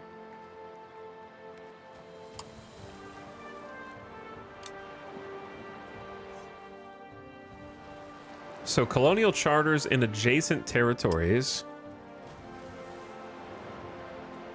This one in the south is like the most interesting because it's the closest to us. It would cost the most gold. The locations of Wyoming. Chat, where am I? Where is... Wait, was there a Native American Wyoming on the East Coast? And then is there a Wyoming, Pennsylvania? Like a city named Wyoming?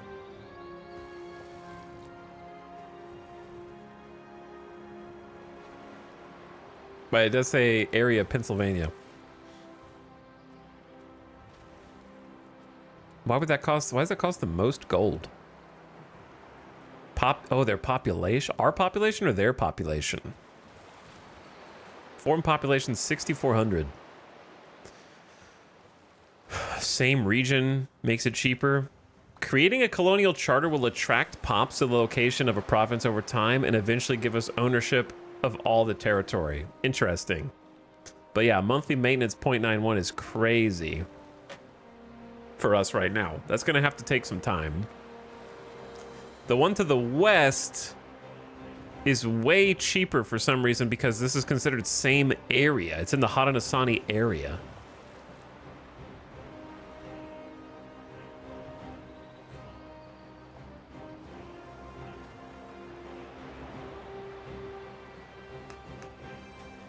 Anyway, we're not going to click any of these because we can't even keep control over the territories that we're annexing right now. So we need to focus on what we got before we go further. I think that makes sense, right? But it's cool that we can do it. It's really cool that we have the option to start doing it. And we're going to try and do it. But I need to focus on what's in front of our face first. But yeah, I can have fun in spite of the frustrations. They're still fun, but it's difficult to, like last night, for example, in the last hour or two, the frustrations overcame me. And I was getting very mad at things that I looked at and just made me scratch my head and try to figure out what the hell's going on.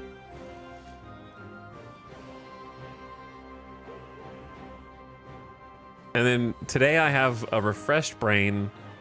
I have a fresh mind. It's only 3:50 p.m.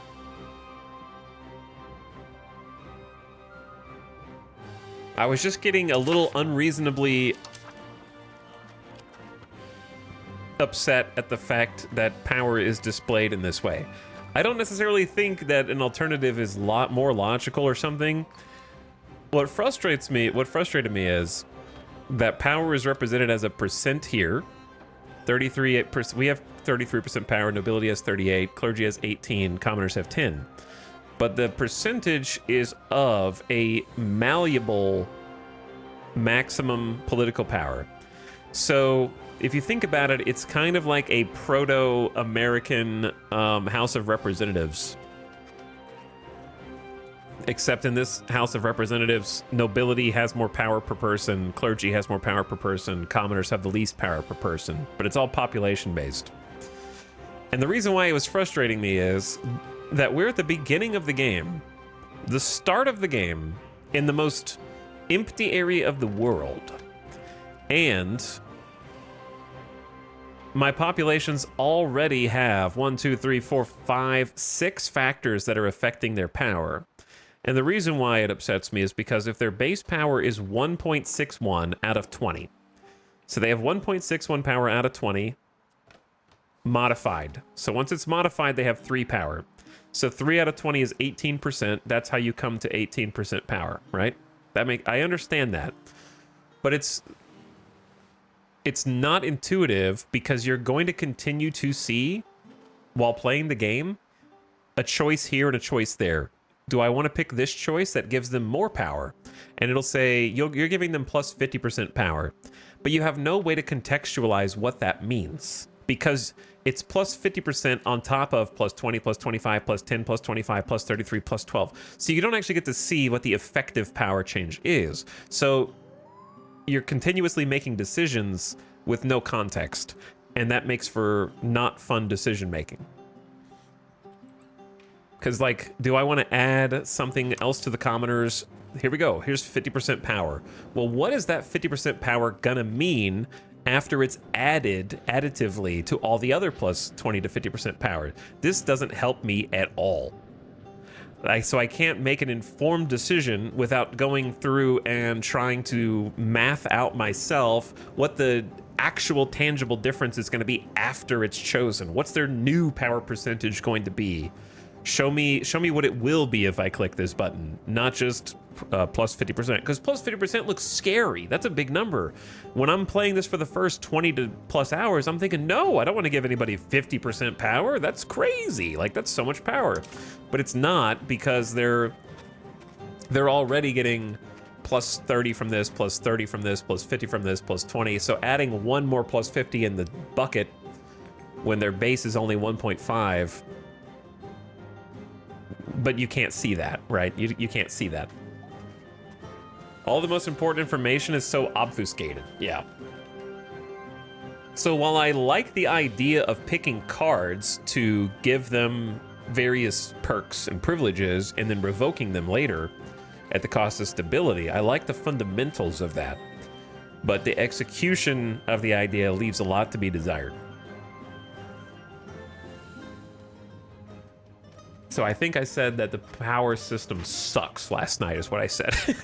I don't know if it sucks, but it's like there's a lot of room for improvement. Let's put it like that.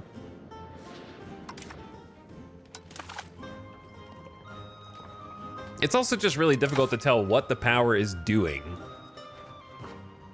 at any given time. So I think the power system so far feels rather toothless, because what I would like to see from a power system are dynamic events where when the nobility's power is going up, they come to you and try to leverage that power. Or if the clergy are seeking more power, they come to you and ask for more power. Maybe they do occasionally do that in some form or fashion. I thought that would be represented in the parliament, but the parliament is sort of just like RNG requests that they make instead of dynamic, contextually relevant asks. So it'd be nice if there was some, I mean, that's what I expected, but not what I got, I guess.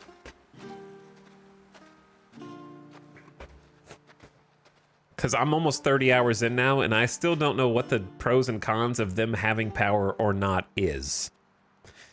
It's pretty much just, is it above 25%? If yes, then this. You can have more forts. Your levies are a little stronger. Okay, so this is a lot of work to try to keep up with how much power they're getting for like 2 little bonuses. You know what I'm saying? It doesn't feel well implemented and integrated. So like, wow, you're doing a great job keeping clergy power below 25%. What do you get for that? 1% more tax. Oh, okay. Is that it? Is that the only thing that high or low power does? Is just like a small buff or debuff? I don't know. It feels like a power dynamic estate system should have constant sweeping effects on how your country is run. And I haven't, maybe that happens in future ages. I'm not sure. I doubt it, but maybe.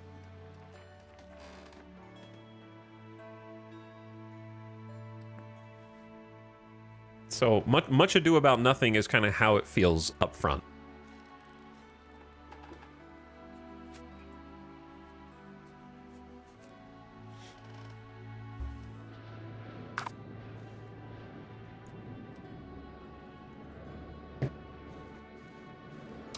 I need to pick a damn research and stop yapping. On the first age, there's not much that I think I need.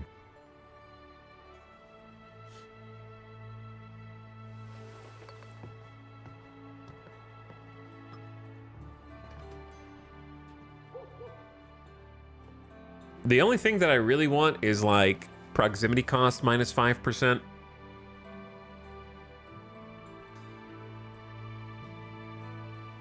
Which takes 2 researches to get to. These are ship. I don't think we're going to be building ships.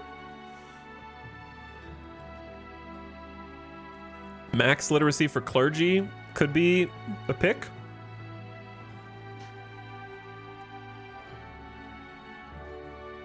Let me see what their literacy is at. clerics. Average literacy of 15%, and that's their max. It increases pop assimilation speed and local pop conversion. And then average literacy increases our research speed. Maybe I will grab that then. And then kind of pivot over to Renaissance.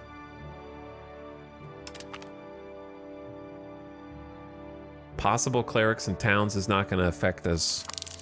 But the literacy could be good.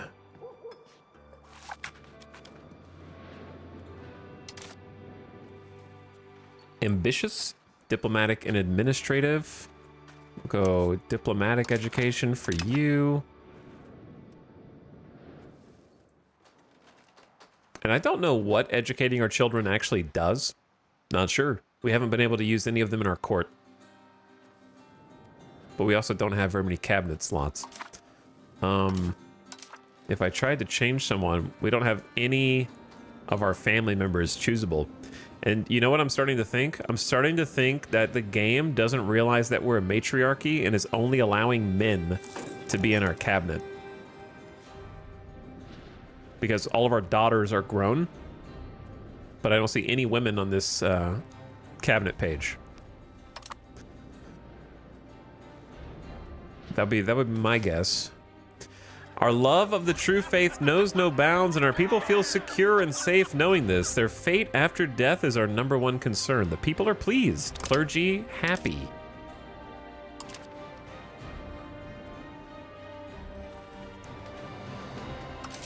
Clergy happy, good.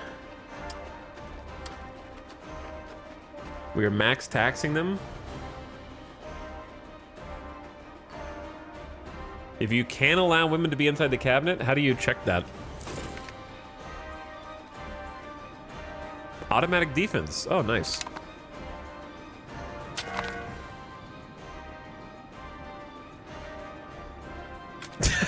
Vote passed, and they immediately start another vote to try and change it. Bro, come on.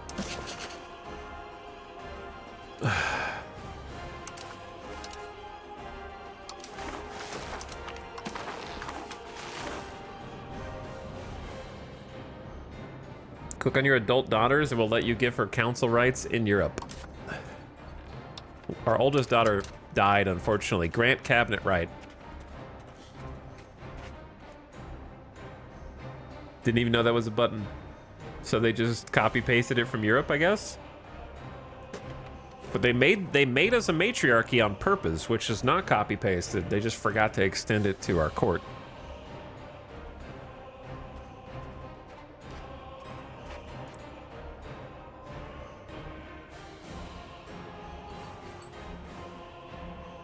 And I can only do it for 20 tribal cohesion, which is like a lot. It's kind of a lot.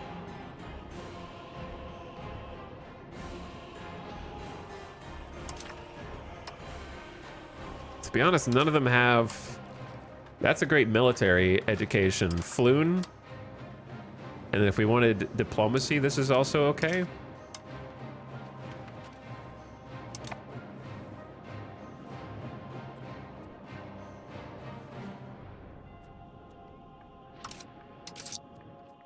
So I need to be building up more stability.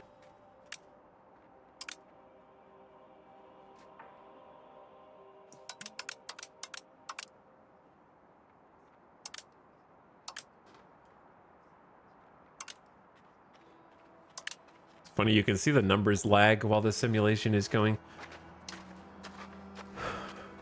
And everything else looks all right. I mean, honestly, 0.46 gold a month is bad, but it's so much better than we were doing before.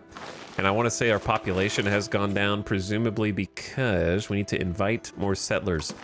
I'm going to invite those settlers over to this area. To the new province instead of the old one. We're halfway toward building that settlement too. I'd love to build more.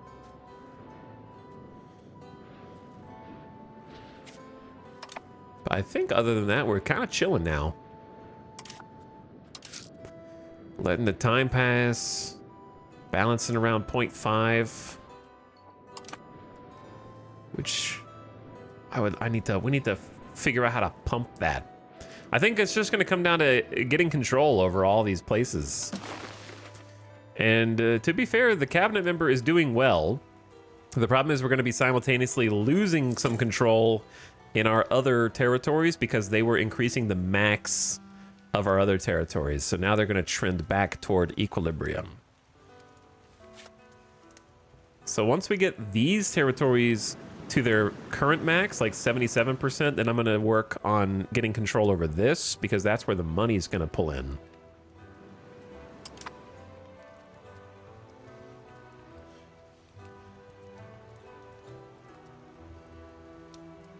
I've only ever played Crusader Kings 3. How different is this from it? Night and day. As different as one could be. Crusader Kings 3 is kind of like a dynasty simulator and like a royalty court simulator. This is closer to an economic... I likened it yesterday to being a high-ranking administrative accountant in the Middle Ages. You're basically like a accountant slash administrator for a realm. So lots of numbers, lots of... It's very obtuse as well, so it's hard to learn. Very hard to learn. The hardest, I would say, out of the Paradox games.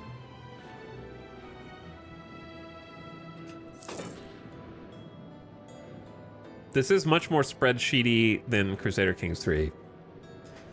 If you don't like economics, there is military though. Sure, there is everything. There's one ingredient from every possible... There is military in Crusader Kings. There is military in Victoria 3. If I said Victoria 3 is an economic simulator, would you go, well, there is military? It's like, well, yeah, but it's an economic simulator. Coming of age. Helona is 16. She is our ruler's granddaughter and courtier. We're throwing her a freaking party.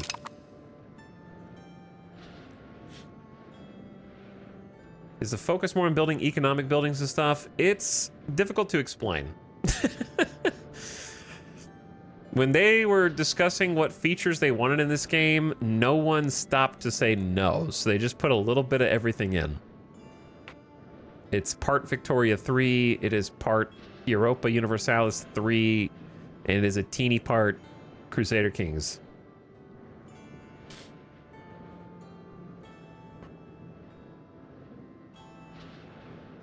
I think if your only point of knowledge is Crusader Kings 3, think about how difficult, whether maybe that was easy for you to learn, maybe it was hard.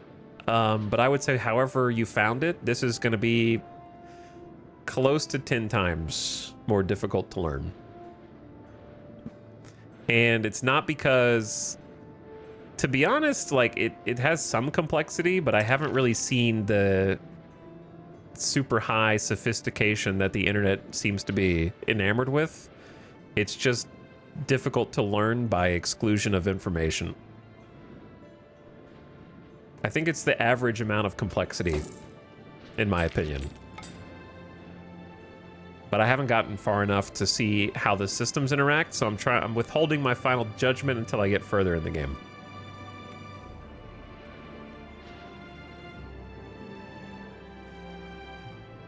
There is fun to be had, but you will have to work very hard for it.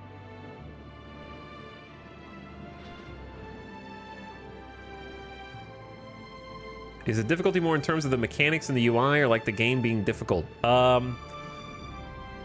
The UI. The UI and the tooltips.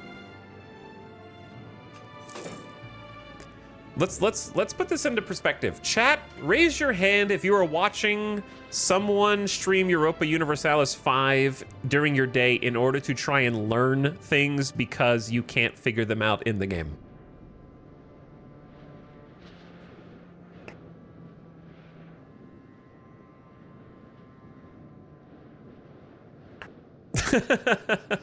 So, yeah. You will have to use many more external resources. I'm here to see someone else experience my learning pain.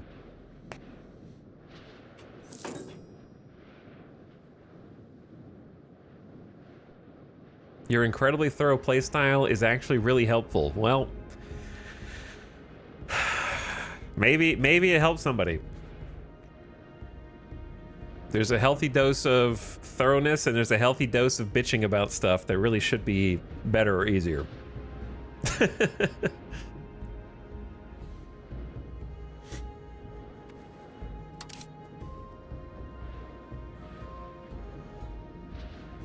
I didn't find the tutorial very helpful, so I watched a video and stream. Yeah, that's, I think, most people's experience. By playing in this area, you're finding things you wouldn't find in Europe easily. Exactly. That's one of the reasons why I picked it.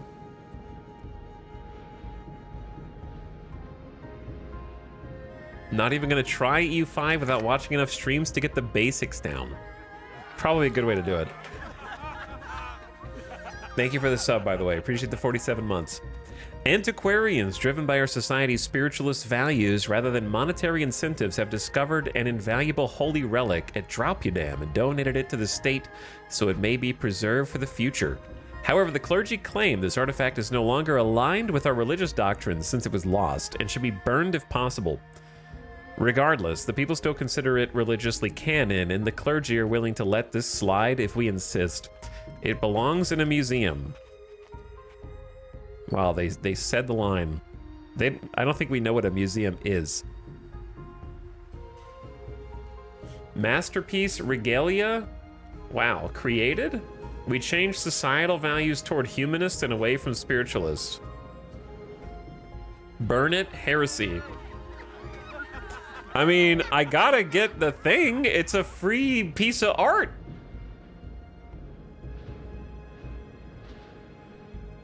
Created in our capital. And it's a masterpiece. I don't even know what to do with this. Yeah, we'll take the spiritualist hit, I guess. How do I see it? We haven't even seen art before.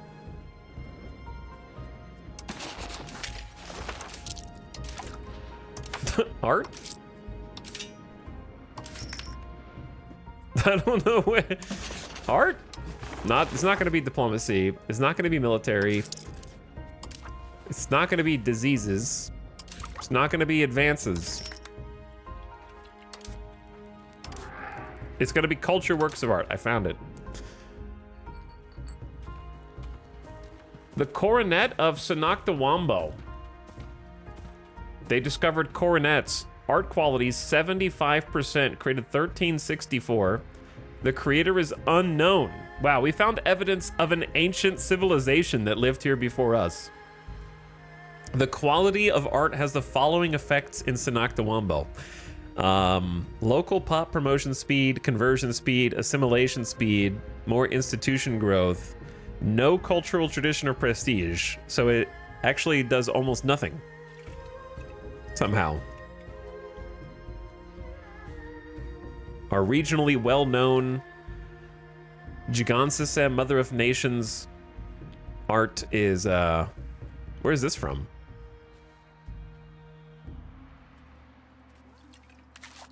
Oh, the place that we annexed had some art. I didn't even realize that. Died at 22 years old. So they have some local pop conversion, promotion, assimilation as well. We stole their great works. I guess so.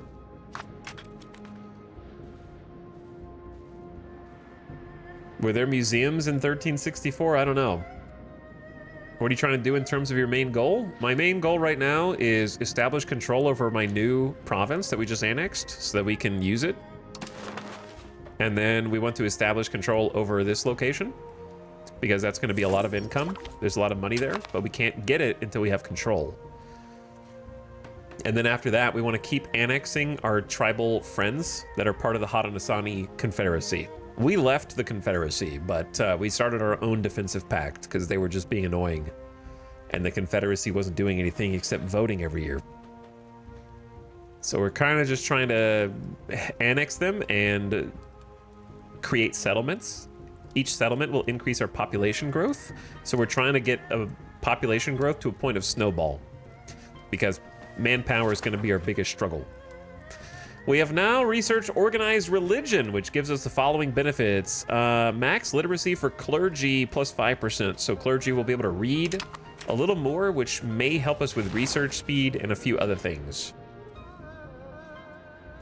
Yeah, we have no towns for the clerics. Also, ad starting soon, 3 minutes of mid-rolls to keep the pre-rolls down for the channel hoppers and the channel flippers. I'm gonna take a BRB and get a different drink that is not a double shot Starbucks energy drink. That was gross. Also, Sweet of Dreams, thanks again for the sub. Marshmallows pumping it. Appreciate you guys. Thanks for supporting it. A little Coke Zero to wash it down. Yeah.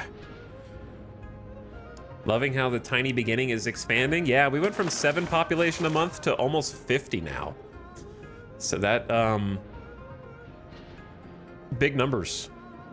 Number go up. Number go up is fun. All right, I'll be right back while the ad's going. Thanks for hanging.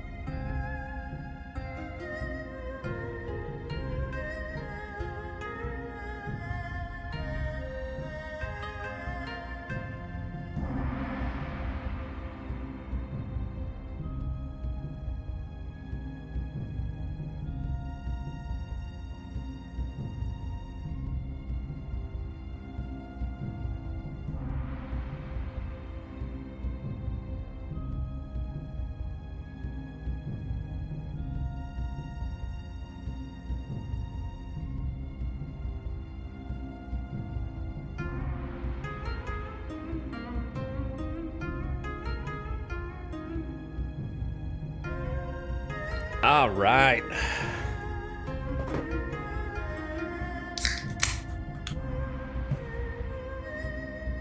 Back, back, back.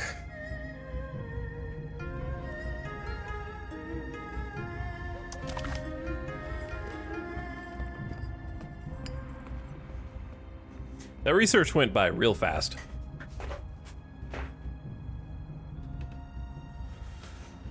Which is why I'm wondering if before we do Renaissance, I should just grab canoes. Wait, can you skip this one? Or will it just queue them up? I guess it queues. I didn't even know you could queue. Whoops. I kind of like looking at them anyways. Character life expectancy and disease resistance. Maybe the real play is just maxing disease resistance before the colonials get here. I don't think 5% is going to be enough, but we can get alchemy as well. We still got time.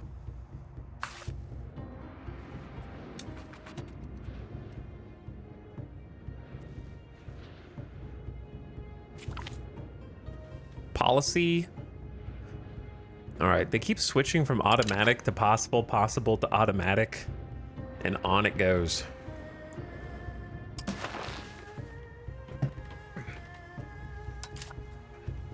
But we are marching through time. So let's see what we need to start thinking about. Yes, hello? Votes can now be cast. Jeez Louise.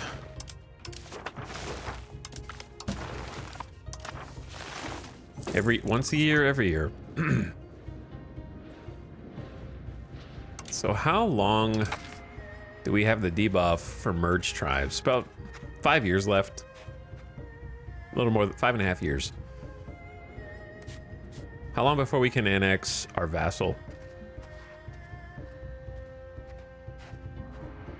This year, 2nd of December, this year we can start annexing them.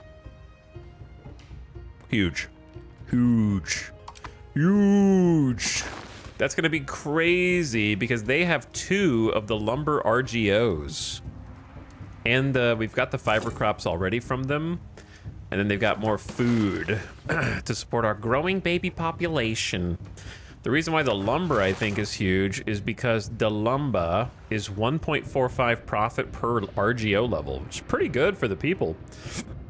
The main thing is, I think that lumber is just right at the balance. Right at the balance. So having control over kind of, you know, as you can imagine, a growing kingdom needs wood and stone, right? Like, oh, you gotta have the basics before you start scaling up. Those are important resources.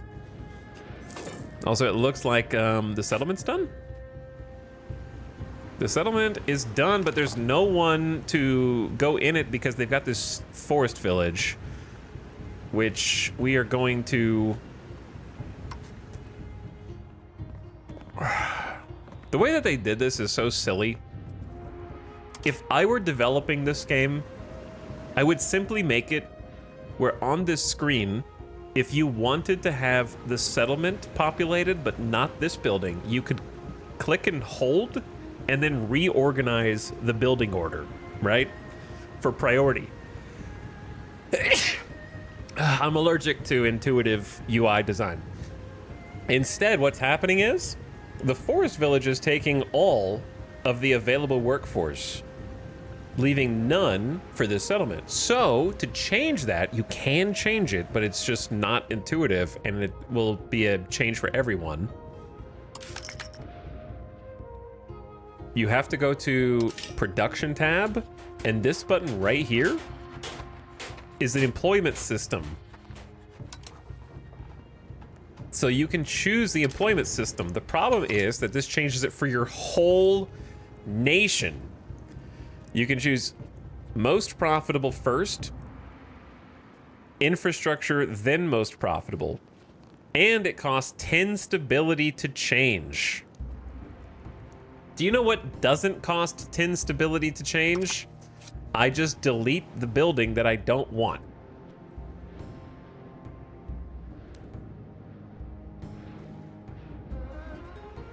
So you kind of go around it by just destroying the forest village building instead of just having them populate it the way that you want them to. And if you want to rebuild it later, then you can. And then you can just pay gold for it or whatever instead. It's not a very clean system. You can close it also. Yeah, you can close it also. So I can just click on it and go like, don't work there, I guess. Okay.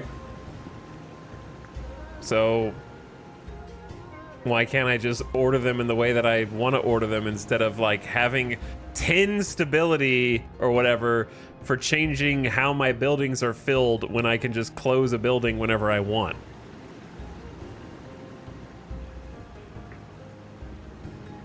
So there's a whole bunch of things that you can tell one developer put in who was working on the team, like, yes, I think that we should have the ability to change the employment system, and I'm just gonna I choose 10 stability. And then another developer came in and was like, I'm gonna make it so that you can open and close buildings. And then those two developers never spoke to each other. You know what I mean? Like things just happen in the game, and it's like one guy did that thinking that it would get adapted later, probably like placeholder. And then nobody ever came back around to try and marry the two systems together into something coherent. But yeah, I'm just gonna close it, I guess. That is the best way to do it. There are no peasants. Wait, where did the peasants? That's not my settlement. There are no peasants employed. Let's see what happens on the month.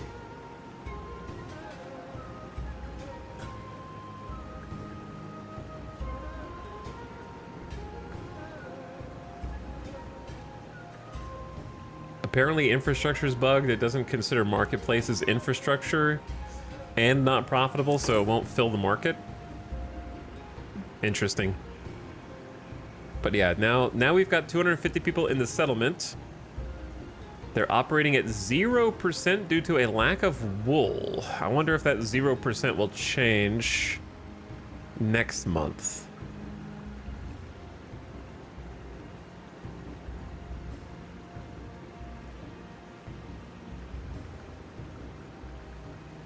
Or not. Let's see.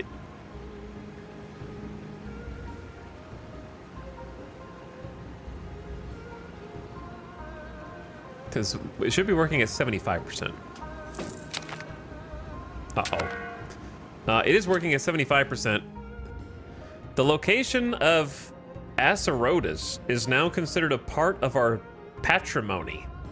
What's a patrimony? Properly inherited from one's father or male ancestor. We're a matriarchy.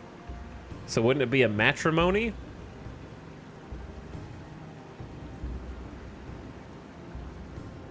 We have gained a core.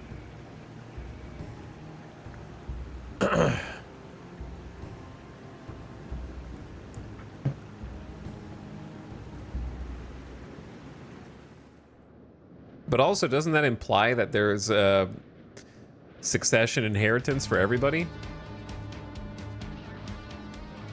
Aren't there going to be other government types?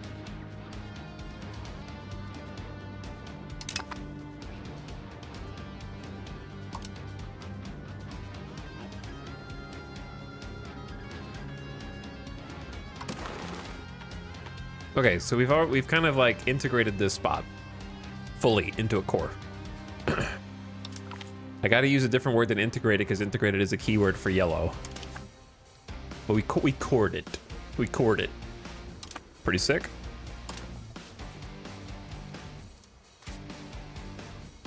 So the population converted over to our... They're assimilating. That's what I'm trying to say. The demography is now... We have a majority Onondaga in the north up there. It's going to be a while before we have a majority here. We're 21% to their 78. Same in the south.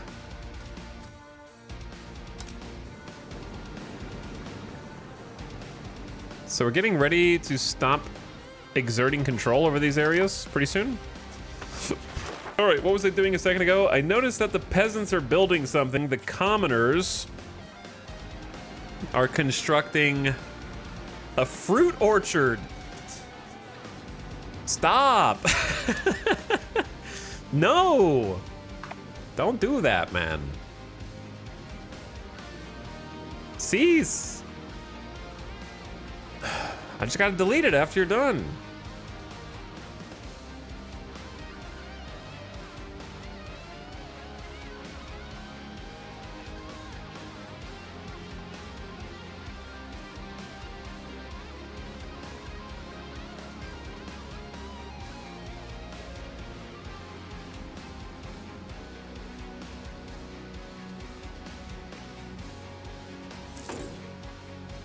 It's annoying when they do that. Eats all the lumber. Yeah, we have such a strapped supply line of basic mats that it just, when they start constructing a random building that nobody needs, it just eats into whatever raw materials you currently produce. But like, here's how it should work instead. If you have a government, which everybody is going to have a government at this stage, mingle the power of each respective estate into a dynamic event system where they petition you for things based on the needs of your society. Sir, we really need coal. Make an event for like them coming to you and being like, if you build a charcoal building for us to fulfill our coal need, we'll do XYZ, and if you say no, we do XYZ, and mingle that with the estate power. Have the nobility coming to you asking for things based on the way that your empire is set up. They had that in EU4.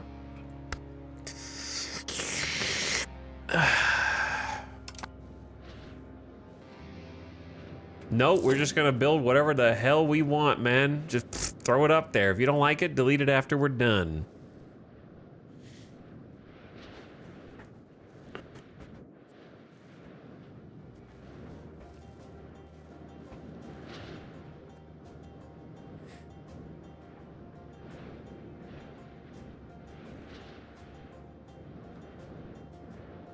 There are buildings that do nothing but empower some estates they will build for themselves. We know, but that's only when they're disgruntled or upset. They won't do that while they're happy. If you're not taking care of your pop needs, then they will start building other buildings to gain power. But the power doesn't really do anything. It's more of an inconvenience that it takes away your building slots and your resources. My Indian nation got run into the ground because of lack of wood, and they kept building wood-eating industry.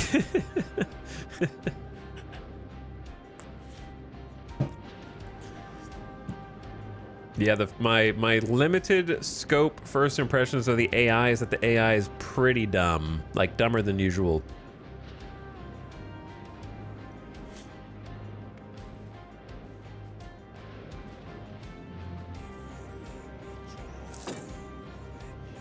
Let's be real, if it's a forest tile, you should get some natural wood. I agree, but I'm fine with gamifying it like a board game, because this reminds me of a board game.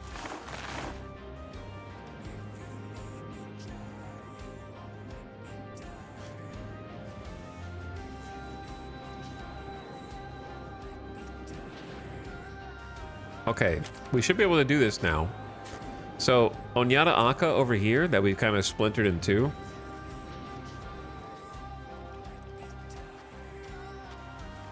It's after December, it's 1365. We should be able, unless there's other...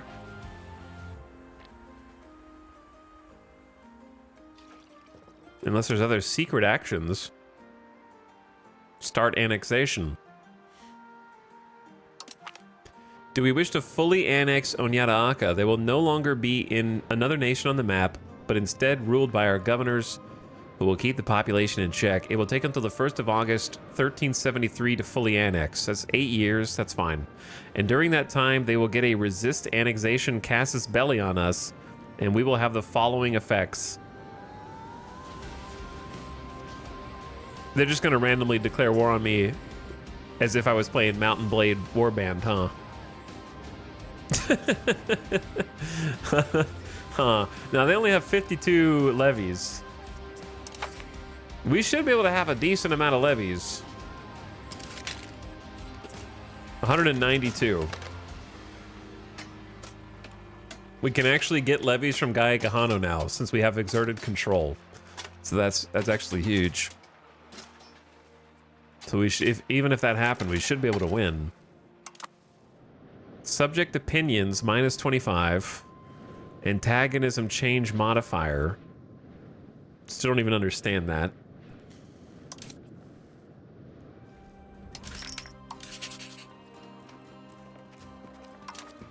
I don't really know where antagonism is shown. Oh yeah, this is the screen that doesn't have any. We looked at this yesterday. The antagonism map mode is dark blue, light blue, but the legend key is yellow, green, black, and red. None of which are on the screen. And even if they were, I don't know what these descriptors mean. So, things that make you go,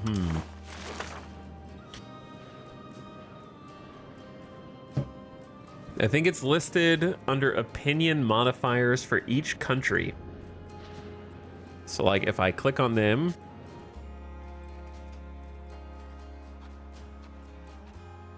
it would be like under here, perhaps. Are you in a special relationship with the other nations? No, we kind of. We started off in a confederacy with them, but now we're not. But there are fellow tribes. Okay, I say okay. And now we start the process. How do you track that process? So it's gonna take 7 years. There it is right there. 0.97 each month, best value, culture, influence versus tradition. So that's where the culture war aspect comes in. 5 rural settlements, plus 100. Bottom of the outliner as well. Okay, cool. It has begun! Onondaga will grow again. A delegation of the nobility came to us today to thank us for favoring them in the government. In fact, they're so grateful that a voluntary contribution was made to the treasury. $5. I love it. Almost $6.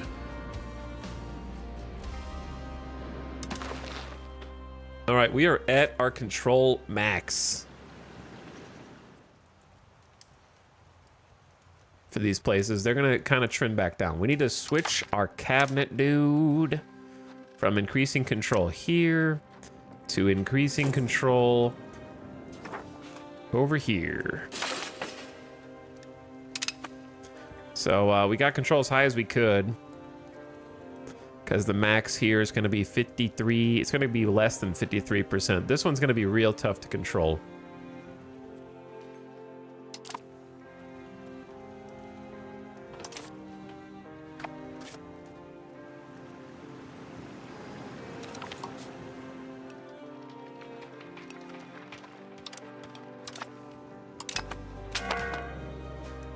The vote has ended. A new vote has begun. Every year. We have gained another core. Gahato is now considered part of our matrimony. All right, the north and the south are cored. Now the middle. I think once we annex this, I'm gonna switch the culture over to this side. So what we need to start working on now is building trust with Onondaga.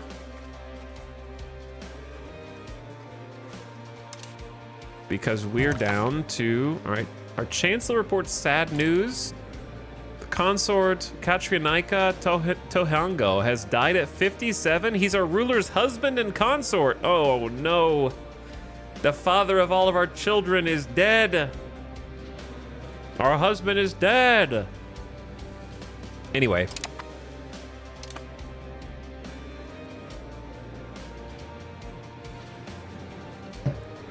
Core should boost control?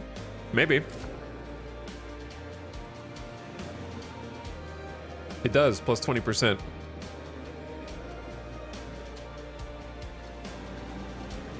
So that is another reason to core. Integrate is only 5. Core is 20. That's pretty huge, actually. So that is a big benefit.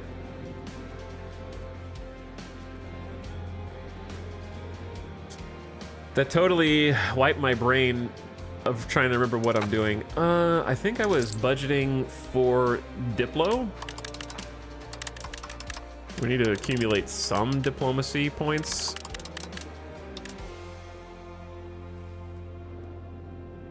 Because we're spending on annexing. Annexing is 0.1 a month, so we do need to budget for that, which makes sense. That does make sense.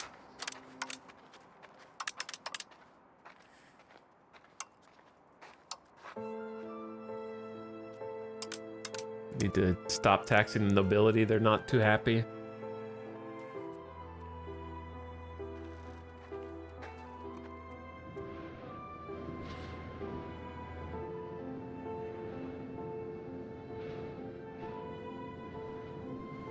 Low tribal cohesion. We have 85 tribal cohesion. Is that low?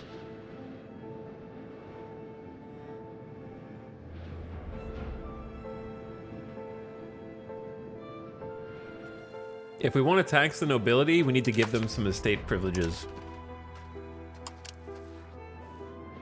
But doing so will dramatically increase most of their power.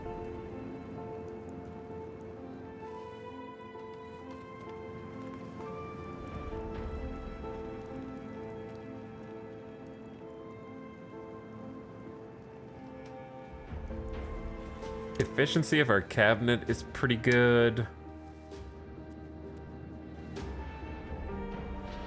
Oh, that's how you can get some innovative progress? Interesting. I'll keep that in mind in the future.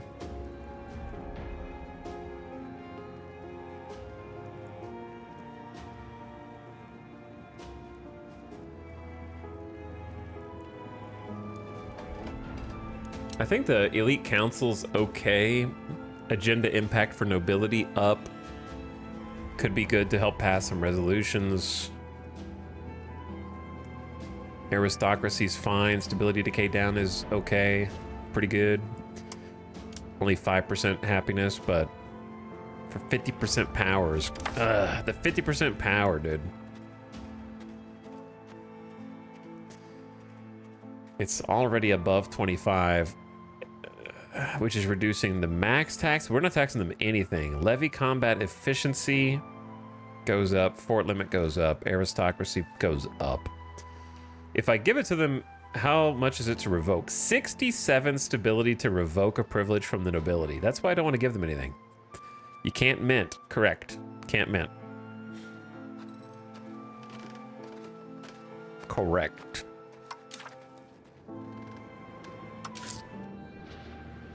What was I about to do diplomatically? Oh yeah, I was gonna do the trust. So how far away am I from recently merged? 4 years. It's not very long. So if I profess trust, we're gonna need to get trust up really high. So that got it up to 23. And we need it to be above 50. So we're gonna need to do that a few times. And we need greater than 65 stability. Greater or equal to 3 diplomats. That's gonna take some concentrated spending. I need to pump stability also.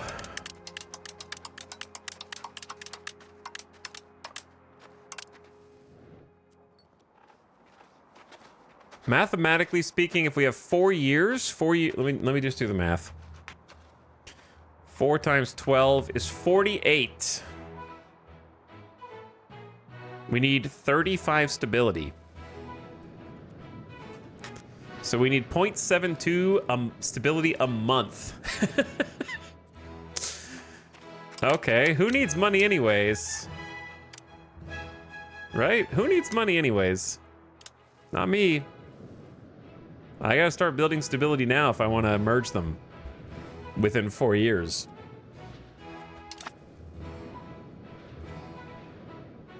We have researched medicinal infusions, giving our characters longer life expectancy. If only we could have saved our hubby.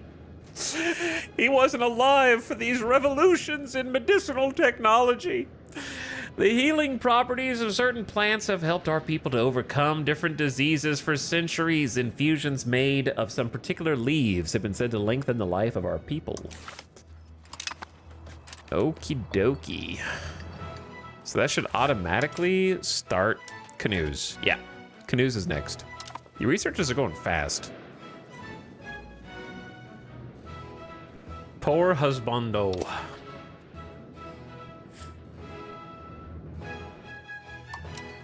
All right, I'm just gonna make the call. Elite council time. I might regret this later. State officials have recently discovered a stash of banned books. We don't know what books are, brother. We don't even make paper. The clergy is asking us to promptly dispose of them, but these texts seem to contain knowledge that could be beneficial to the clan. Burn them. Clergy happy, we gain 7 stability. A peak won't hurt research progress, not that one. Burn them, for sure. The stability is insane. Plus 7 stability is cracked. For sure, that one. Big help. All right, I might regret this later, but stability decay down, 5% happiness, agenda impact for nobility, plus 25, council time. We have been gracious enough to grant the elite council to the nobility, which has the following impact on the country. Nobility up 15%. Is the learning curve as painful as it looks in this game? Lol. However painful you think it looks, it's at least 3 to 5 times worse for the learning curve. At a time where the elites are extremely influential and can precipitate the rise and fall dynasties, missing an of there, it is fundamentally wise to give them certain key positions in the administrative council.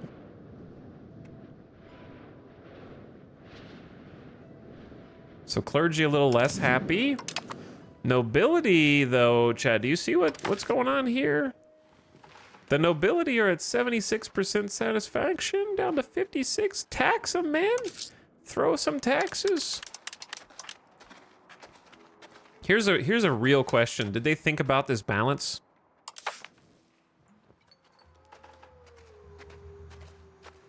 Monthly change is 0.98 negative. 1% a month. If you tax them as much as you possibly can, does that change how fast their satisfaction drops? It does. Okay, they thought about it. Checkmate streamer. Mine is 2.33. So if you super tax them when they're happy, they will lose it much faster. Good to know.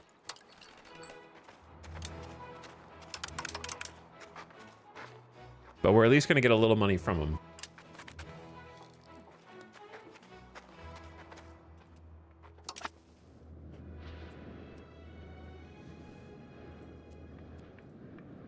Song is bothering me also.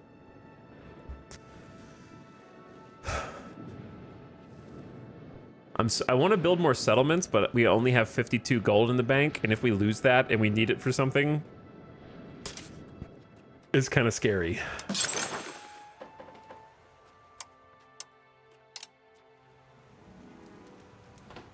So we already got one in there.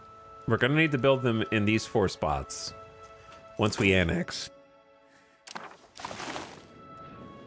Do you think it's logical that stability drops by default? It seems if nothing bad happens, stability should increase. On the face, I agree with you, but the counterpoint that makes it make sense is the fact that you are the crown. And the crown doesn't maintain stability by doing nothing. You're investing money. So it's sort of just a amalgamation of things that a government would do for its people to keep them pacified. If you're doing nothing, in terms of reinvesting back in your people, you're still reaping the rewards of taxes. So taxing them is enough to infuriate anybody, right? So you have to think of it like that. You have to give something back as the government. You can't just take tax, give nothing. So I think it makes sense that the way that they have it, where stability drops naturally unless you're investing part of the state's economy into maintaining it, because you're still draining their money.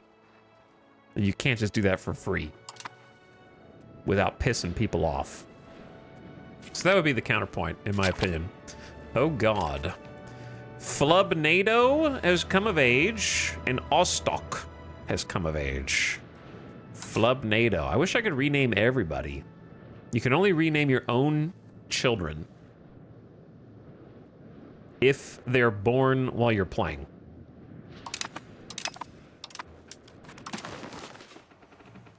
No one will marry my children's grown, now that they're grown. No one to arrange a marriage, no betrothals. Everything is gray. All right, they finished building a fruit orchard here. So now I will delete it. Goodbye. Good job, stupid peasants. You idiots. Look what you've done. See, this is the problem, right? Like, I really need... What happens if you turn this back on? Oops, not subsidy. If I just open it... Okay, that's what I thought was going to happen. What a silly system. Can't rename other people's children. Well, you can't rename any of your children if they were born before the game started, and you can't rename any of your grandchildren either. So they let you name your heir if they're born while you're playing. But like, if my heir's firstborn, I can't rename them. So it's just really weird. Clergy, and you can never rename them. You can only name them. I think that's an important distinction as well. Once their name is set, it cannot be changed. More than any other estate, the clergy are dependent on their standing with the common man. It's difficult to pinpoint why, but over the past years, the clergy have come to be seen less as the spiritual guardians of our country and more as rich and corrupt intrigue makers. Combined with some unfortunate investments in the clergy properties themselves and poor political maneuvering, and the clergy have been losing both power and influence. What? Did I just have a stroke? Combined with some unfortunate investments in...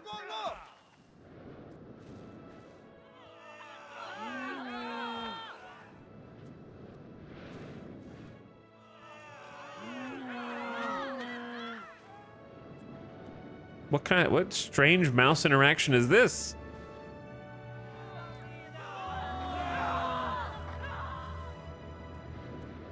The sound is dependent on whether you're mousing over the text box.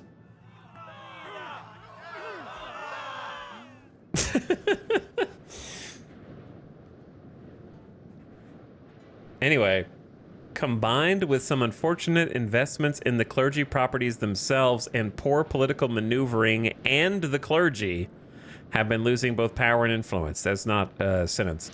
Unfortunately, they seem to be deflecting the blame and instead criticize the government for their loss of standing. Oh, okay.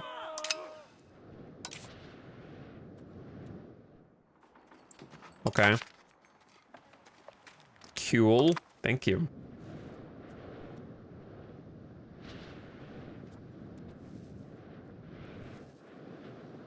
But I do really want to build some more settlements. We need more. We got, dude, we just hit 30,000 pop. We just hit 30K. We're so big. They have 38,000. We're actually catching up to Kani and Kahaka. 6.6K here and 17.8K here. So population is slowly snowballing. More settlements would be ideal, but I can't really afford them. Though our money did go up. Oh, from control. Yo, the control. We're at 28 control. This is going to be a huge profit center for us. Their maximum tax base is like 4.5. We're at 1.3 tax base right now, so we still have a long way to go. But our money should just be going up as we establish control. We seized this territory from our vassal because of their 3 out of 4 fiber crop RGO. Now they have a local assembly building here that their peasants built to give them peasant power. I'm gonna leave that for now, but we do need to get more peasants here to work the fiber crops. Because the fiber crops have been profitable. I'm not sure if the profit is the same now that there's a little surplus. Uh-oh. Cox! The internet? No, not this again, dude.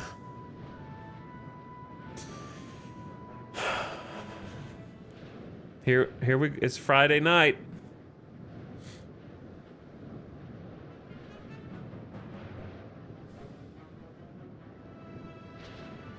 Oh, baby.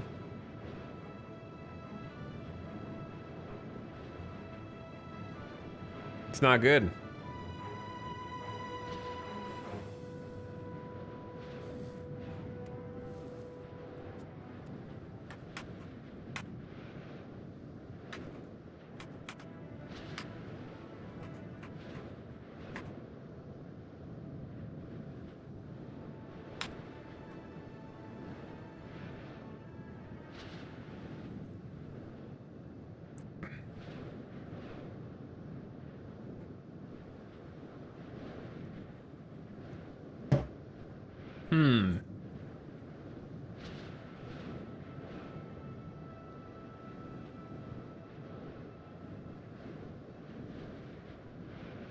Don't make me start the whole stream over, bro.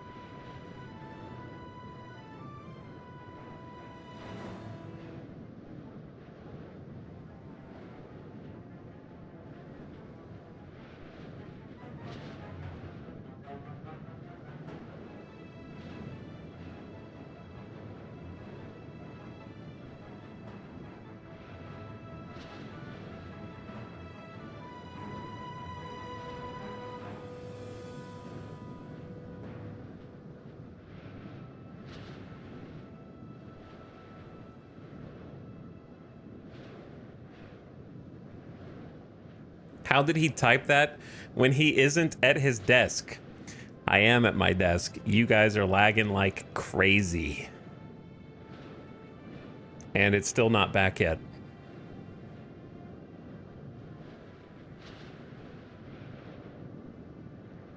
You're gonna continue to get further and further away on buffer because it's still not back.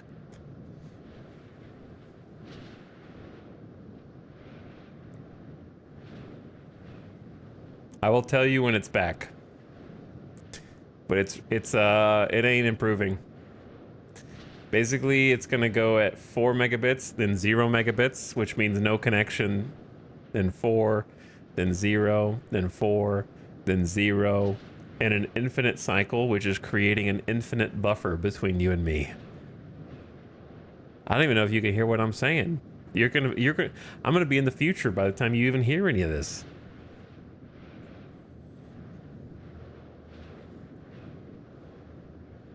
Right now, I'm debating whether or not to even restart my my internet in the whole stream.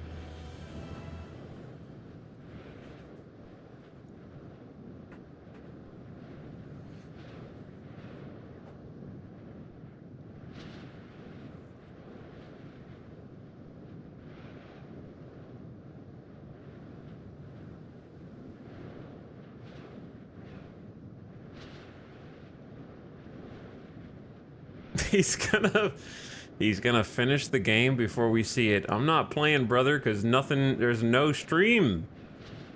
There's no stream right now. I can't do anything. Look at this shit. Eventually, you will see what I see. There's an infinite delay that is building up on the Twitch servers.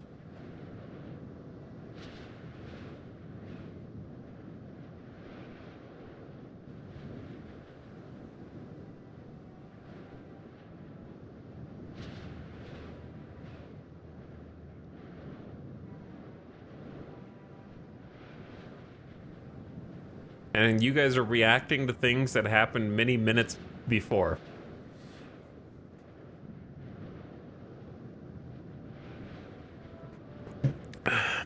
Zero frames dropped. That's the buffer. Frame drops would keep you in the present. And you would see the buffer in real time.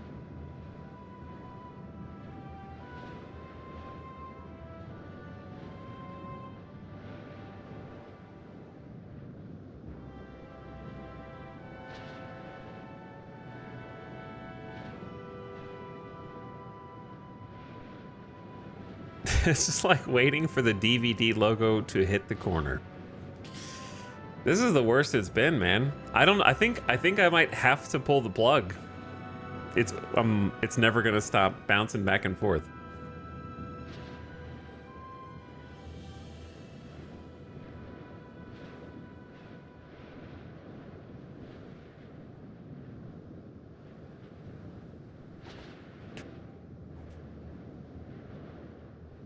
But I hate restarting streams, bro.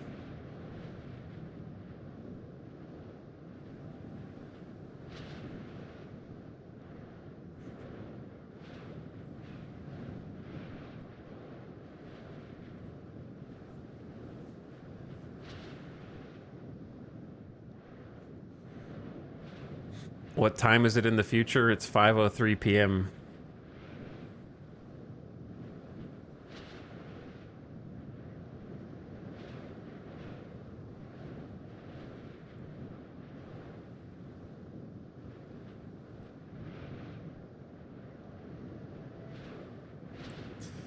Give us a smoke signal to show how far in the future you are. All right, I'm gonna type 1 and press enter into chat right now.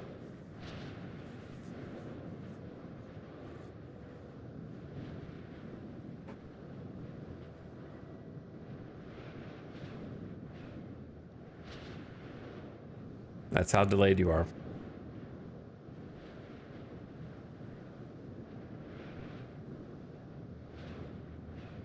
Now I'm watching the confusion in chat as to why I typed 1.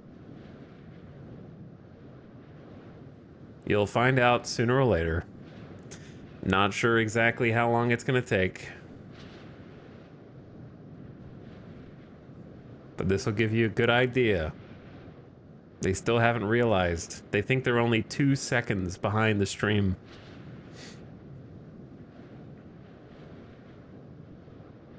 They think they have delays of 5, 10 seconds. It's an infinite buffer. Be interesting to see how long it is.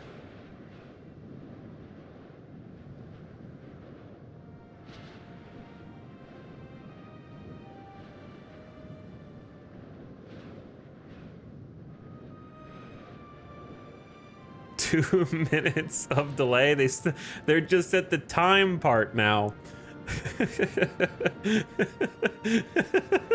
All right, they finally figured it out.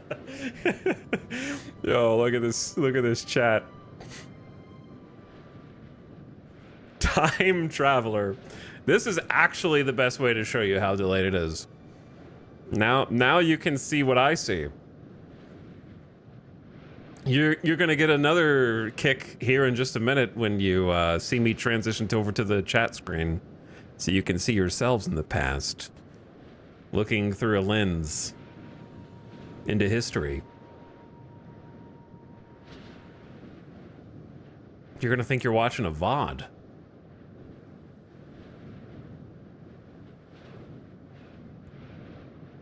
I might have to go kick the internet in the teeth. We ain't streaming with a 2-minute delay plus for the rest of the day. I'm not doing that. I may as well just make a YouTube video and record it and then upload it if I'm gonna do that.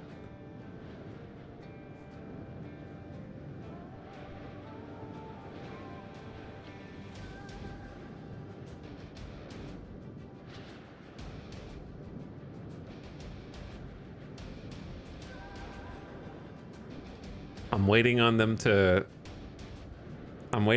see. They haven't seen yet. This is so stupid. Now we're at lock 0.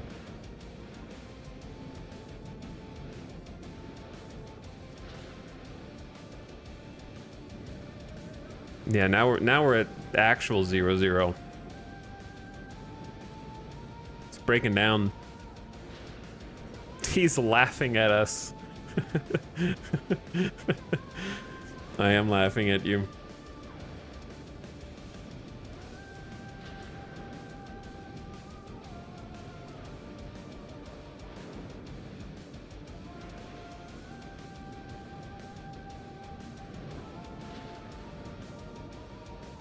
Sorry, I'm just watching the connection still drop to 0. Nice, I just saw my chat.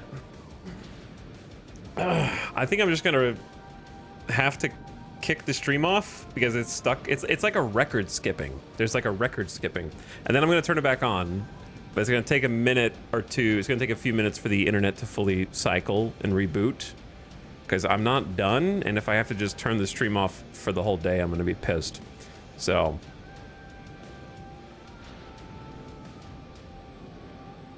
I would, I have more I want to do. I'm not done, man.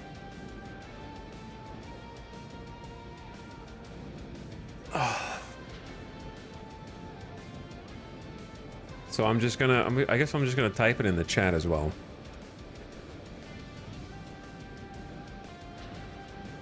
Oh, it just went to yellow for the first time.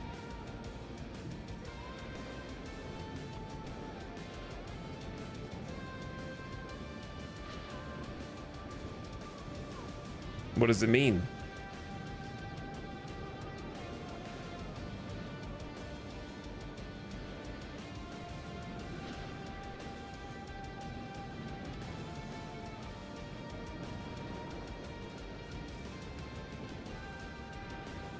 Okay, now we're back. Now we're back to 4 to 0 to 4 to 0. God.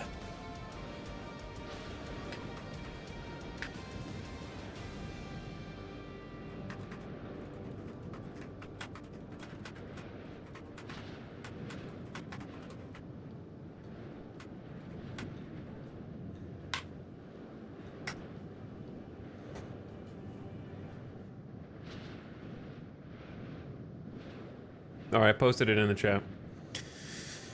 Hey, yeah.